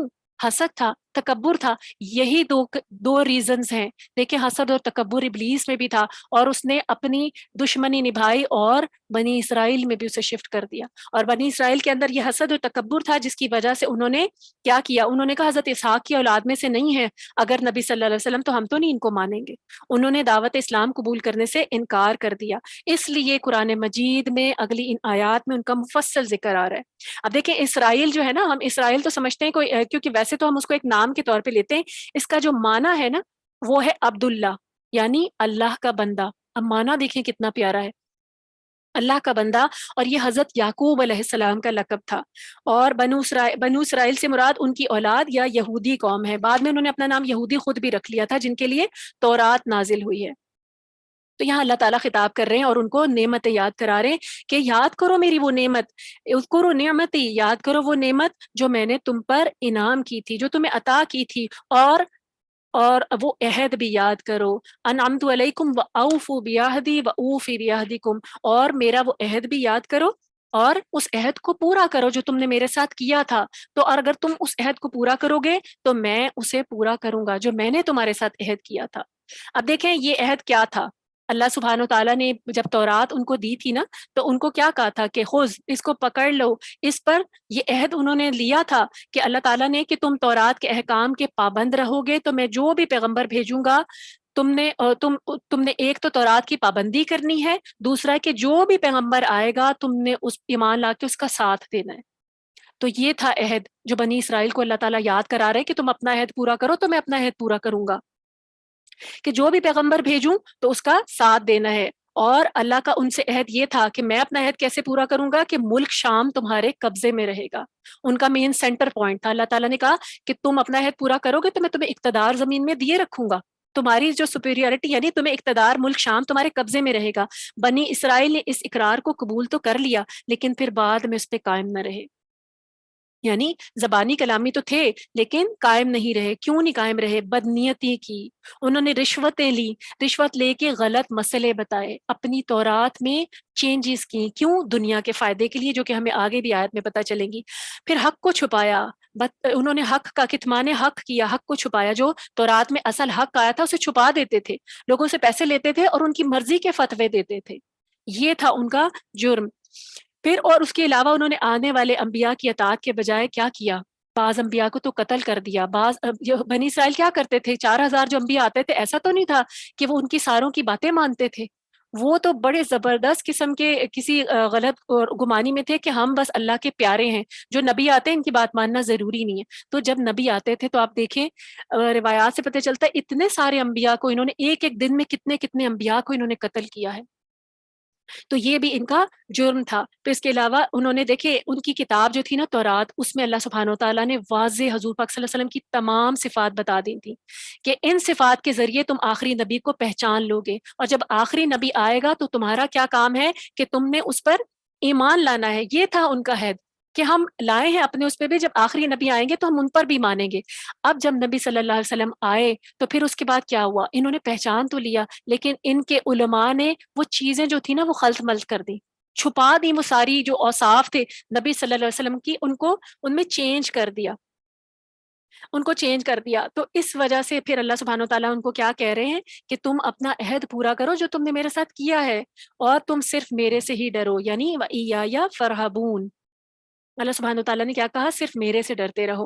وَآمِنُوا، پھر مزید حکم دیا گیا کہ اور ان کو یاد کرایا جا رہا ہے کہ اس پر ایمان لاؤ بما انزلت، جو میں نے نازل کیا ہے. یعنی اس کتاب پر ایمان لاؤ جو میں نے نازل کی ہے. وہ کون سی کتاب ہے؟ کس پہ کہا جا رہا ہے؟ قرآن پر ایمان لے آؤ، کیونکہ نہ وہ نبی صلی اللہ علیہ وسلم کو مانتے تھے اور نہ قرآن کو مانتے تھے. جب دیکھیں نبی کو ہی نہیں مانا تو کتاب کا کیسی تصدیق کر سکتے تھے؟ تو کیا کہا اللہ نے کہ یہ تو اس کتاب کی تصدیق کرتی ہے جو تمہارے پاس ہے، یعنی اس میں کوئی نئی باتیں نہیں ہیں، یہ اسی کی تصدیق کر رہی ہے. یہ تورات کی اوتھینٹسٹی کو بھی ثابت کرتی ہے. یعنی آگے دیکھیں قرآن میں ہمیں پتہ چلتا ہے، ہم مسلمان ہیں، ہم جانتے ہیں حضرت موسیٰ جتنے بھی پیغمبر آئے ہم اس پر ایمان رکھتے ہیں، ہم تورات کو بھی اللہ کی کتاب مانتے ہیں. تو اللہ تعالیٰ نے کیا کہا؟ اس کتاب کو مان لو. یہود سے کہا کہ یہ تو تمہاری کتاب کی بھی تصدیق کرنے آئی ہے اور تم اس کے سب سے پہلے منکر نہ بنو. تو دیکھیں بنی اسرائیل جب ان میں سے جو ایمان لاتے تھے نا اہل کتاب، تو ان کے لیے اللہ تعالیٰ نے دوہرا اجر رکھا ہے. اب آپ دیکھیں جو کرسچنز ہیں اور اگر جیوز میں سے تو بہت کم لوگ ہیں کیونکہ وہ اپنے آپ کو سپیریئر سمجھتے ہیں نا، ان کا تکبر ان کو سوچنے نہیں دیتا. لیکن کرسچنز میں بہت سارے ایسے لوگ ہیں اہل کتاب جو ایمان لے آتے ہیں، مسلمان ہو جاتے ہیں، ان کے دل نرم ہیں. تو ہمیں نبی صلی اللہ علیہ وسلم کی حدیث سے پتہ چلتا ہے کہ ان کے لیے دوہرا اجر ہے. پہلا اجر تو کیا ہے؟ وہ اپنی کتاب پر ایمان لائے تھے، اور دوسرا اجر کیا ہے کہ انہوں نے آخری نبی کو بھی مان لیا. تو ان کو ڈبل ڈبل اجر ملے گا. جو کرسچن سے یا جیوز سے جو اہل کتاب، جو بھی اہل کتاب کنورٹ ہوں اسلام کی طرف. تو دیکھیں نبی صلی اللہ علیہ وسلم کی حدیث ہے کہ آپ صلی اللہ علیہ وسلم نے فرمایا کہ 3 آدمیوں کے لیے دوہرا ثواب ہے. نمبر 1 وہ اہل کتاب جو اپنے پیغمبر پر بھی ایمان لایا اور پھر محمد صلی اللہ علیہ وآلہ وسلم پر ایمان لے آیا، ان کے لیے دوہرا اجر ہے. دیکھیں ڈبل بشارتیں ہیں کیونکہ انہوں نے اپنے دین کو چھوڑا نا. آج تو ہم تو پیدائشی مسلمان ہیں، ہم سے ہی نہیں عمل ہو رہا ہوتا. ہم تو پیدائشی مسلمان ہیں اور ہم صرف ایک نام کا لیبل لگا کے بیٹھے ہوتے ہیں. اور ان کے لیے دوہرا اجر کیوں ہے؟ کیونکہ وہ حق کو تلاش کرتے ہیں، وہ حق کو جانتے ہیں. اور دیکھیں جب وہ اسلام کی طرف آتے ہیں وہ ہم سے بھی بہتر پریکٹسنگ مسلم ہوتے ہیں. کیوں؟ کیونکہ وہ حق کو جان کر اس طرف آئے ہوتے ہیں. ہم تو اپنے آپ کو پیدائشی مسلمان سمجھتے ہیں اور سمجھتے ہیں کہ کر لیا تو ٹھیک ہے، ورنہ کون سا ہم اسلام سے خارج ہو رہے ہیں. لیکن اصل کیا کام ہے؟ یہ تو اطاعت کا کام ہے نا. تو اللہ تعالیٰ نبی صلی اللہ علیہ وسلم کی حدیث سے ہمیں پتہ چلتا ہے کہ ان کے لیے دوہرا اجر ہے کیونکہ وہ محمد صلی اللہ علیہ وسلم پر بھی ایمان لائے. دوسرا دوہرا اجر کس کے لیے ہے؟ حدیث ہمیں بتاتی ہے وہ غلام جو اللہ کا بھی حق ادا کرے اور اپنے مالکوں کا بھی، یعنی اپنے مالک کی اطاعت بھی کرتا ہو اور اللہ کی اطاعت بھی کرتا ہو. یعنی ایسے لوگ جو کمزور ہیں، غلام ہیں، لیکن وہ کیا کرتے ہیں؟ اللہ کو نہیں بھولتے، کام بھی کرتے ہیں اور ساتھ ساتھ اللہ کی عبادت بھی کرتے ہیں. ان کے لیے بھی دوہرا اجر ہے. دیکھیں کتنی خوش نصیبی ہے، حدیث میں ان کو بشارت دی گئی ہے. اور پھر کیا کہا؟ اس کے علاوہ تیسرا کس کے پاس ہے کہ ایسا شخص اس کو اجر ملے گا دوہرا جس کے پاس ایک لونڈی ہے جس سے وہ محبت کرتا ہے، یعنی اس کی غلام لونڈی، پھر وہ اسے اچھی طرح ادب سکھا کر آزاد کرے اور اس سے نکاح کر لے. یہ تو اس دور کی بات ہے نا جب غلام اور لونڈیاں ہوا کرتے تھے، تو اس کی بات ہے. پھر ساتھ اللہ سبحانہ و تعالیٰ نے کیا کہا، وَآمِنُوا بِمَا أَنزَلْتَ، کتاب کی بات ہو رہی ہے کہ اور پھر ساتھ ہی کیا کہا، اس کتاب پر بھی ایمان لاؤ، اور سب سے پہلے بنی اسرائیل کو کیا کہا، سب سے پہلے کافر نہ بنو، انکار کرنے والے نہ بنو، کیونکہ دیکھیں بنی اسرائیل کے جب اسکالر اگر ایمان نہ لاتے نا نبی صلی اللہ علیہ وسلم پر، تو ان کے پیچھے ان کی قوم نے بھی کہاں بات ماننی تھی، انہوں نے، کیونکہ ہر قوم اپنے لیڈرز کو، اپنے جو اسلامک جو ہوتے ہیں ان کے سوری ریلیجس جو لیڈرز ہوتے ہیں انہی کو فالو کرتے ہیں نا، تو اللہ تعالیٰ نے کیا کہا، ان کے علماء سے خطاب ہے یہاں پہ بیسیکلی کہ تم پہلے کافر نہ بنو، اگر تم چھپاؤ گے حق کو اور تم ایمان نہیں لاؤ گے تو تمہاری پوری قوم اسی حق کے پیچھے چل پڑے گی، اسی غلط فہمی کے پیچھے چلے گی اور وہ ایمان نہیں لائے گی، تو سب سے پہلے کافر تم ہو، وبال تم پہ پڑے گا۔ اور کیا کہا، ولا تشتروا بیااتی ثمنا قلیلا، اور میری آیات کو تھوڑی قیمت پہ نہ بیچو، یعنی حق کو کھل کر بیان کرو کہ ہاں یہ آخری نبی ہیں اور ان کے اوپر ایمان لے کر اور باقیوں کو بھی اس کی ترغیب دو، اور پھر کیا کہا، اور صرف مجھی سے ڈرو، اللہ تعالیٰ نے ان کو ڈرایا ہے کہ ڈرو ایسا کام کرنے سے۔ اور ولا تلبس الحق کا، پھر یہی ان کو بنی اسرائیل کو تنبیہ کی جا رہی ہے کہ حق کو مت چھپاؤ باطل کے ساتھ، یعنی باطل کو خلط ملط نہ کرو، یہ تھوڑے سے پیسوں کے لیے جھوٹے فتوے نہ دو، نبی صلی اللہ علیہ وسلم کی نبوت کی جو صفات ہیں، ان کی جو توصیفات ہیں، ان کو چھپاؤ مت، حق کو ظاہر کرو، بتاؤ کہ یہ دین اصل حق ہے، اسلام اصل دین ہے، اور اس پر ایمان لے آؤ۔ پھر کیا کہا، وَأَنْتُمْ تَعْلَمُونَ، کہ تم تو جانتے ہو کہ تم یہ کتاب میں تحریف خود کر رہے ہو، تم جانتے ہو کہ یہ نبی سچ ہیں۔ دیکھیں یہود کے جو اسکالرس تھے وہ مانا کرتے تھے کہ نبی صلی اللہ علیہ وسلم سچ ہیں، حق ہیں، آخری نبی ہیں، ساری نشانیاں ان کو پتہ چل گئی تھی، دل سے وہ مانتے تھے لیکن عمل نہیں کرنا چاہتے تھے، کیونکہ اگر وہ مان لیتے نا، فالو کر لیتے، تو پھر کیا ہوتا، ایک تو یہ کہ ان کی اتھارٹی ختم ہو جاتی، کیونکہ سارا جو کنٹرول ہے وہ کیا ہوتا، سب اسلام میں داخل ہو جاتے، تو ان کی سپریمیسی ختم ہو جانی تھی، اور دوسرا ان کا حسد اور تکبر تھا۔ پھر ساتھ ساتھ اللہ تعالیٰ نے بنی اسرائیل کو کیا کہا، وَأَقِیمُوا الصَّلَاةَ وَآتُوا الزَّکَاةَ، ان کو بھی حکم دیا جا رہا ہے کہ نماز کو قائم کرو اور زکوٰۃ دو۔ دیکھیں یہ نماز کا حکم جو ہے نا، یہ ہر شریعت میں ہے، صرف مسلمانوں میں نہیں ہے، نماز ہر شریعت میں ہے، نماز اور زکوٰۃ۔ دیکھیں یہ ہر زمانے میں دین اسلام، یعنی اسلام بھی ہر زمانے میں آیا ہے، دوسرے جو پیغمبر تھے وہ کوئی دوسرا دین نہیں لاتے تھے، اسلام ہی آتا تھا۔ آج ہم سمجھتے ہیں نا، اللہ تعالیٰ نے دیکھیں مسلمان، ہر دور کا جو مسلمان ہے نا وہ جنت میں جائے گا، ہر دور کا مسلمان۔ ہر دور کا مسلمان کون ہوتا تھا کہ جب اس وقت پیغمبر آتا تھا اللہ کی تعلیمات لے کر، تو وہ ان پر ایمان بھی لاتے تھے، اللہ کی تعلیمات کو بھی مانتے تھے اور اس شریعت کا پورا اتباع بھی کرتے تھے، وہ اس دور کے مسلمان تھے، تو وہ اس وقت کے جنت میں جائیں گے۔ تو ہر دور میں اور ہر دین اور ہر دور کے جو اسلام تھا اس کے اندر دیکھیں شریعتوں میں تھوڑی تھوڑی چینجز آتی رہی ہیں، پیغام ایک ہی ہے، ایک اللہ کی عبادت، ہر پیغمبر یہی پیغام لے کے آیا ہے۔ تو اسی میں نماز کا حکم بھی دیا جاتا تھا اور زکوٰۃ کا بھی، یعنی بنی اسرائیل کو بھی نماز کا حکم تھا اور زکوٰۃ کا حکم تھا، لیکن یہود میں با جماعت نماز کا اہتمام نہیں تھا۔ یہ مسلمانوں کی شان ہے با جماعت نماز ادا کرنا۔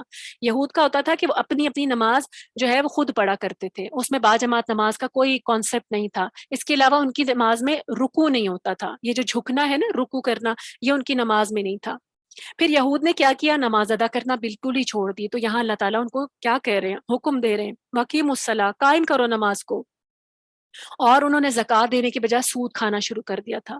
آج ہمارے معاشرے میں بھی زکوٰۃ سے بچنے کے لیے بہت ساری چیزیں ہیں، اور سود تو بہت زیادہ عام ہے، لیکن یہ اس معاشرے کی بھی ایک لعنت تھی، تو انہوں نے بھی سود کھانا شروع کر دیا۔ تو اس آیت میں انہیں تنبیہ کی جا رہی ہے۔ اور پھر کیا کہا، وَارْكَعُوا مَعَ الرَّاكِعِينَ، جھکنے والوں کے ساتھ جھکا کرو۔ اور پھر ساتھ کیا کہ آخری جو نبی ہیں، جو آ گئے ہیں آخر الزمان، نبی صلی اللہ علیہ وسلم، ان کی اتباع کرو۔ اس آیت میں اور اس سے اگلی 3 آیات میں خطاب یہود اور مسلمانوں میں مشترک ہے۔ قائم کرنی ہے نماز، یہ حکم میرے اور آپ کے لیے بھی ہے، زکوٰۃ دینی ہے، یہ حکم میرے اور آپ کے لیے بھی ہے، اور رکوع کرنے والوں کے ساتھ جھکنا ہے، رکوع کرنا ہے، یعنی با جماعت نماز ادا کرنی، یہ مردوں کے لیے حکم ہے، یہ بنی اسرائیل کے لیے بھی، ان کو بھی دیا گیا، کیونکہ جب اسلام آ گیا تھا تو ان کو کہا گیا تم بھی جھکنے والوں کے ساتھ جھکو، اور مسلمانوں کو بھی کہا گیا ہے۔ پھر کیا کہا، اتأمرون الناس، کیا تم لوگوں کو حکم دیتے ہو نیکی کا، بالبر وتنسون انفسکم، اور اپنے آپ کو بھول جاتے ہو، وانتم تتلون الکتاب، حالانکہ تم کتاب پڑھتے ہو، کیا تم عقل نہیں رکھتے، افلا تاقلون، کہ یعنی تم کتاب تورات کی تلاوت بھی کر رہے ہو، تم لوگوں کو نیکی کا حکم بھی دیتے ہو، تو اپنے آپ کو بھول جاتے ہو۔ دیکھیں یہاں پر بھی بنی اسرائیل سے بھی خطاب ہے اور ہم سے بھی خطاب ہے. بنی اسرائیل کو کیا کہا گیا؟ پہلے تو نماز کی بات کی گئی اور پھر ساتھ کیا کہا کہ تم لوگوں کو تو حکم دیتے ہو لیکن خود کو کیوں بھول جاتے ہو. یہاں پہ ہمارے لیے ایک بات کی گئی ہے کہ اگر کوئی دوسروں کو اچھی بات بتا رہے ہیں تو صرف اس کو صرف دوسروں کے لیے نہ رکھیں, پہلے خود عمل کریں, با عمل مسلمان بنے. ہم کیا کہتے ہیں, ہر ایک کو تلقین تو کر رہے ہوتے ہیں چیزوں کی لیکن خود ہمارے عمل ان سے خالی ہوتے ہیں. تو یہاں اللہ نے کیا کہا کہ تم تو کتابوں کو پڑھنے والے ہو, تم جانتے ہو کہ حق کیا ہے, تو حق پہ پہلے عمل کرو اور پھر ساتھ ہی دوسروں کو بھی بتاؤ. لیکن اس سے آیت سے یہ مطلب نہیں لینا چاہیے کہ اگر ہم عمل نہیں کرتے تو ہم کسی کو نیکی کی بات بتائیں گے نہیں. ہمارا امر بالمعروف اور نہی عن المنکر کا کام ختم نہیں ہونا چاہیے, ہم نے وہ بھی کرنا ہے اور ساتھ ساتھ اس چیز کو اپنے عمل میں بھی ڈالنا ہے, کیونکہ ہم ایگزیمپٹ تو نہیں ہو جائیں گے نا. آپ دیکھیں کبھی کوئی انسان کسی کو نیکی کا حکم دے اور پھر وہ یہ سوچے کہ اب بس یہ نیکی کا حکم دینے سے میں جنت میں چلا جاؤں گا یا چلی جاؤں گی, تو ایسا تو ممکن نہیں ہے. وہ تو اپنا کام کرے گا سو کرے گا, کسی کو سیدھے راستے پہ لگا دیا اور خود الٹا ہی چل رہے ہیں, تو اصل تو ہمارے عمل دیکھے جائیں گے نا. تو یہاں پہ کیا کہا کہ تم اپنے آپ کو نہ بھولو جب دوسروں کو نیکی کا حکم دیتے ہو. تم تو کتاب تلاوت کرتے ہو, تمہیں تو کتاب کی ایک حکم کا معلوم ہے, اور یہی خطاب بنی اسرائیل سے بھی اور ہم سے بھی ہے کہ ہم پہلے خود بھی عمل کریں اور لوگوں کو پھر امر بالمعروف کی دعوت بھی دیں. پھر کہا وَاسْتَعِینُوا بِالصَّبْرِ وَالصَّلَاةِ, صبر سے اور نماز سے مدد حاصل کرو, صبر سے اور نماز سے.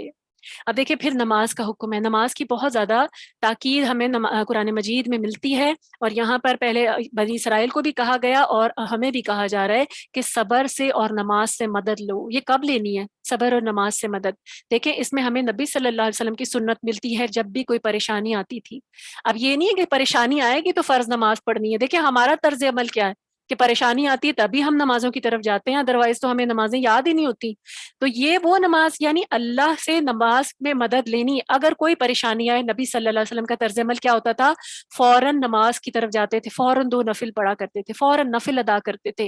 اور دیکھیں بندہ جب اللہ کے آگے پیش ہو کر اپنا معاملہ اللہ کے آگے رکھ دیتا ہے نا, تو پھر کیا ہوتا ہے, سب کار ساز تو اللہ ہے نا, مشکلوں کو حل کرنے والا بھی اللہ ہے. تو پھر کیا کہا ہے اس میں, ہمیں کہا کیا جا رہا ہے کہ صبر سے مدد لو, یعنی کوئی مشکل پیش آ گئی تو اس پہ صبر کرو, اور نماز اللہ کے آگے رجوع کرو. معاملات کو پلٹنے والا, پریشانیوں کو دور کرنے والا کون ہے؟ اللہ سبحانہ و تعالیٰ ہے. تو نماز کے جو ہے فضائل ہمیں پتہ چلتے ہیں. نبی صلی اللہ علیہ وسلم فرماتے ہیں کہ ہر نماز اپنے سے پہلے کی نماز تک, ہر جمعہ اپنے سے پہلے کے جمعے تک, اور ہر رمضان اپنے سے پہلے کے رمضان تک کے گناہوں کا کفارہ ہے, بشرطی کے کبیرہ گناہوں سے پرہیز کیا جائے. یعنی کیا ہے کہ اگر ہم نماز پڑھتے ہیں نا, 5 وقت کی نماز جو پڑھتا ہے مومن, بندہ ہے مومن, تو دیکھیں اس کا تو کوئی گناہ باقی ہی نہیں بچتا, کیونکہ وہ صبح کی پڑھے گا. تو پھر کیا ہوگا, عشاء سے لے کر صبح تک اگر بیچ میں اس سے کوئی غلطی ہو گئی, غلط کام ہو گیا ہے, تو وہ معاف کر دیا جائے گا, بشرطے کہ وہ کبیرہ گناہوں سے. دیکھیں حدیث ہمیں بتاتی ہے کبیرہ گناہ سے بچنا ہے تو انسان جب اپنی 5 نمازیں ادا کرتا ہے, ان کے لیے اہتمام سے وضو کرتا ہے, تو اس کے تمام گناہ بخش دیے جاتے ہیں. سیدنا عبداللہ بن ابو عمرو بن عاص کہتے ہیں کہ ایک دن نبی صلی اللہ علیہ وسلم نے نماز کا ذکر کرتے ہوئے فرمایا کہ جس نے نماز کی حفاظت کی اس کے لیے نماز قیامت کے دن نور ہے, برہان ہے, اور نجات کا باعث ہوگی, اور جس نے نماز کی حفاظت نہ کی اس کے لیے نہ اس دن کوئی نور ہوگا, نہ کوئی برہان ہوگی, اور نہ کوئی نجات ہوگی. اور قیامت کے دن وہ قارون, فرعون, حامان اور ابی بن خلف کے ساتھ ہوگا. استغفر اللہ. یعنی نماز نہ پڑھنے والے کا انجام قیامت میں کہاں جمع ہوگا؟ وہ دیکھیں جہنم کا کہ کس جگہ پہ اس کو جمع کیا جائے گا. حدیث ہمیں کیا بتا رہی ہے کہ وہ فرعون کے ساتھ جمع ہوگا. کیونکہ دیکھیں نماز نہ پڑھنا ایک تکبر کی علامت ہے کہ بندہ اپنے رب کے آگے جھکتا نہیں, پیشانی رکھتا نہیں, اس کے آگے عاجز ہوتا نہیں, اس سے ملاقات کی خواہش رکھتا نہیں. تو یہ تکبر اسے کہاں لے کے جائے گا؟ فرعون کے ساتھ. تو اپنی نمازوں کی ہمیں خاص طور پر حفاظت کرنی ہے تاکہ ہم ان جنتوں کا وارث بن سکے اور ہمارے تمام کبیرہ صغیرہ گناہ معاف ہو سکے. دیکھیں کبیرہ گناہوں کے لیے معافی مانگنا, توبہ کرنا شرط ہے, اور انسان جو کچھ صغیرہ گناہ ہے نا وہ نمازوں سے معاف ہو جاتے ہیں, اور نور عطا کیا جائے گا جس دن اندھیرے ہوں گے. تو یہاں پہ کیا کہا, وَاسْتَعِینُوا بِالصَّبْرِ وَالصَّلَاةِ. اب دیکھیں بعض یہودی علماء جو اپنے عزیزوں کو یہاں پہ بات کی جا رہی ہے, ان کو بھی مسلمان جو یہود ہے نا, جب وہ مسلمان ہو گئے تھے تو ان کو کہا جا رہا ہے کہ تم بھی صبر سے اور نماز سے مدد لو. کیونکہ دیکھیں جب انسان اپنے کسی راستے کو چھوڑتا ہے تو کیا کرتا ہے, اس کو کتنی مشکلات پیش آتی ہیں.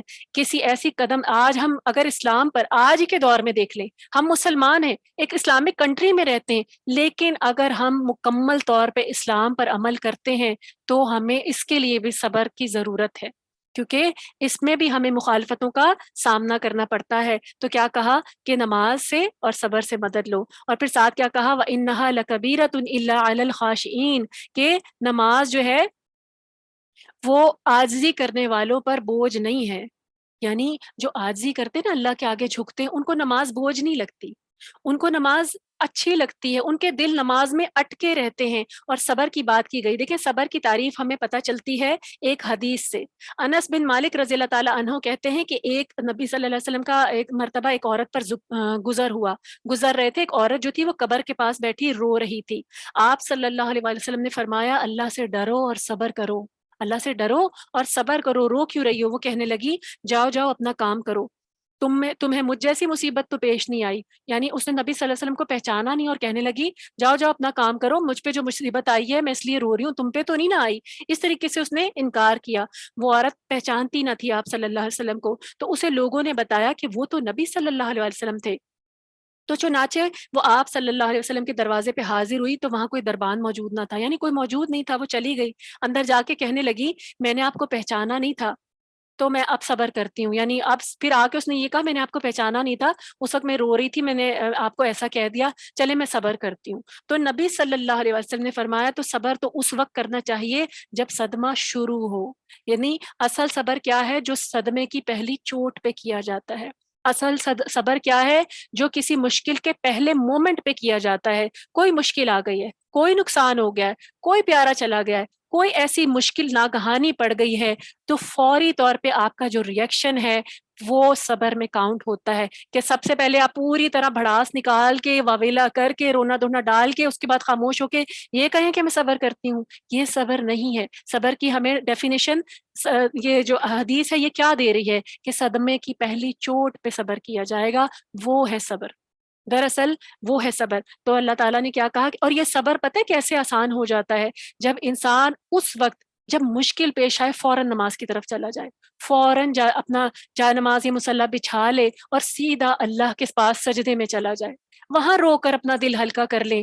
وہاں پر رونے پر آپ کو کوئی جو ہے وہ یہ نہیں کہا جائے گا کہ صبر نہیں کیا گیا. وہاں رو کر اپنا دل ہلکا کر لیں، بجائے اس سے کہ ادھر ادھر گاتے پھریں، ادھر ادھر واویلا کریں، پھر اس کے بعد کہیں کہ میں نے صبر کر لیا. اور کیا کہا کہ جو اللہ سے ڈرنے والے خاشعین، ان پر یہ نماز اور یہ صبر بھاری نہیں ہے. خاشعین اپنی نماز کی بھی حفاظت کرتے ہیں اور صبر بھی کرتے ہیں، اور وہ پریشانیوں میں اور مصیبتوں میں اللہ کے آگے ہی جھکتے ہیں. پھر فرمایا الذین یظنون انہم ملاقو ربہم، یعنی یہ خاشعین کون ہے؟ ساتھ ہی اللہ نے پھر مزید ان کو ڈیفائن کیا.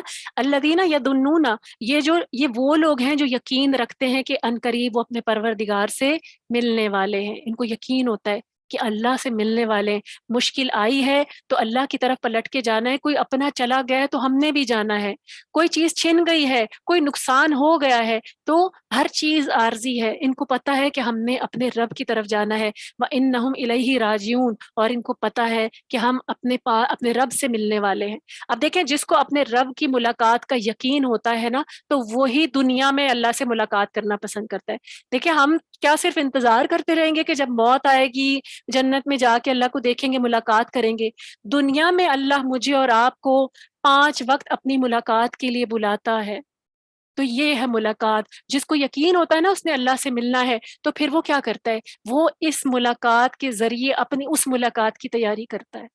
یہ ملاقاتیں جو 5 وقت کی مجھے اور آپ کو فرض کی گئی ہیں نا، یہ ملاقاتیں ڈیفائن کریں گی کہ وہ ملاقات کیسی ہوگی جب ہم حشر میں کھڑے ہوں گے اللہ کے سامنے.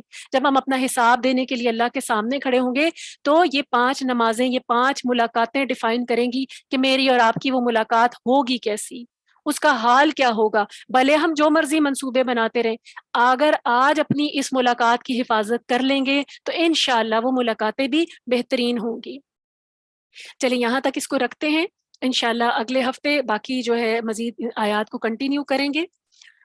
اللہ سبحانہ تعالیٰ سے دعا ہے کہ جو ہم نے پڑھا ہے اس کو حق کے ساتھ ہمارے دلوں پر جما دے، ہمارے عملوں میں ڈھال دے، اور ہمیں حق کو سننے کی، سمجھنے کی توفیق عطا فرما دے۔ اس کے ساتھ اللہ سبحانہ تعالیٰ ہمارا شرع صدر کر دے اور ہمارے ذہنوں کو اور ہمارے سینوں کو اس علم کے لیے کھول دے، اور اللہ سبحانہ تعالیٰ ہم سب کو وہ علم عطا کر دے جو ہمیں تمام مخلوق سے ممتاز کرتا ہے۔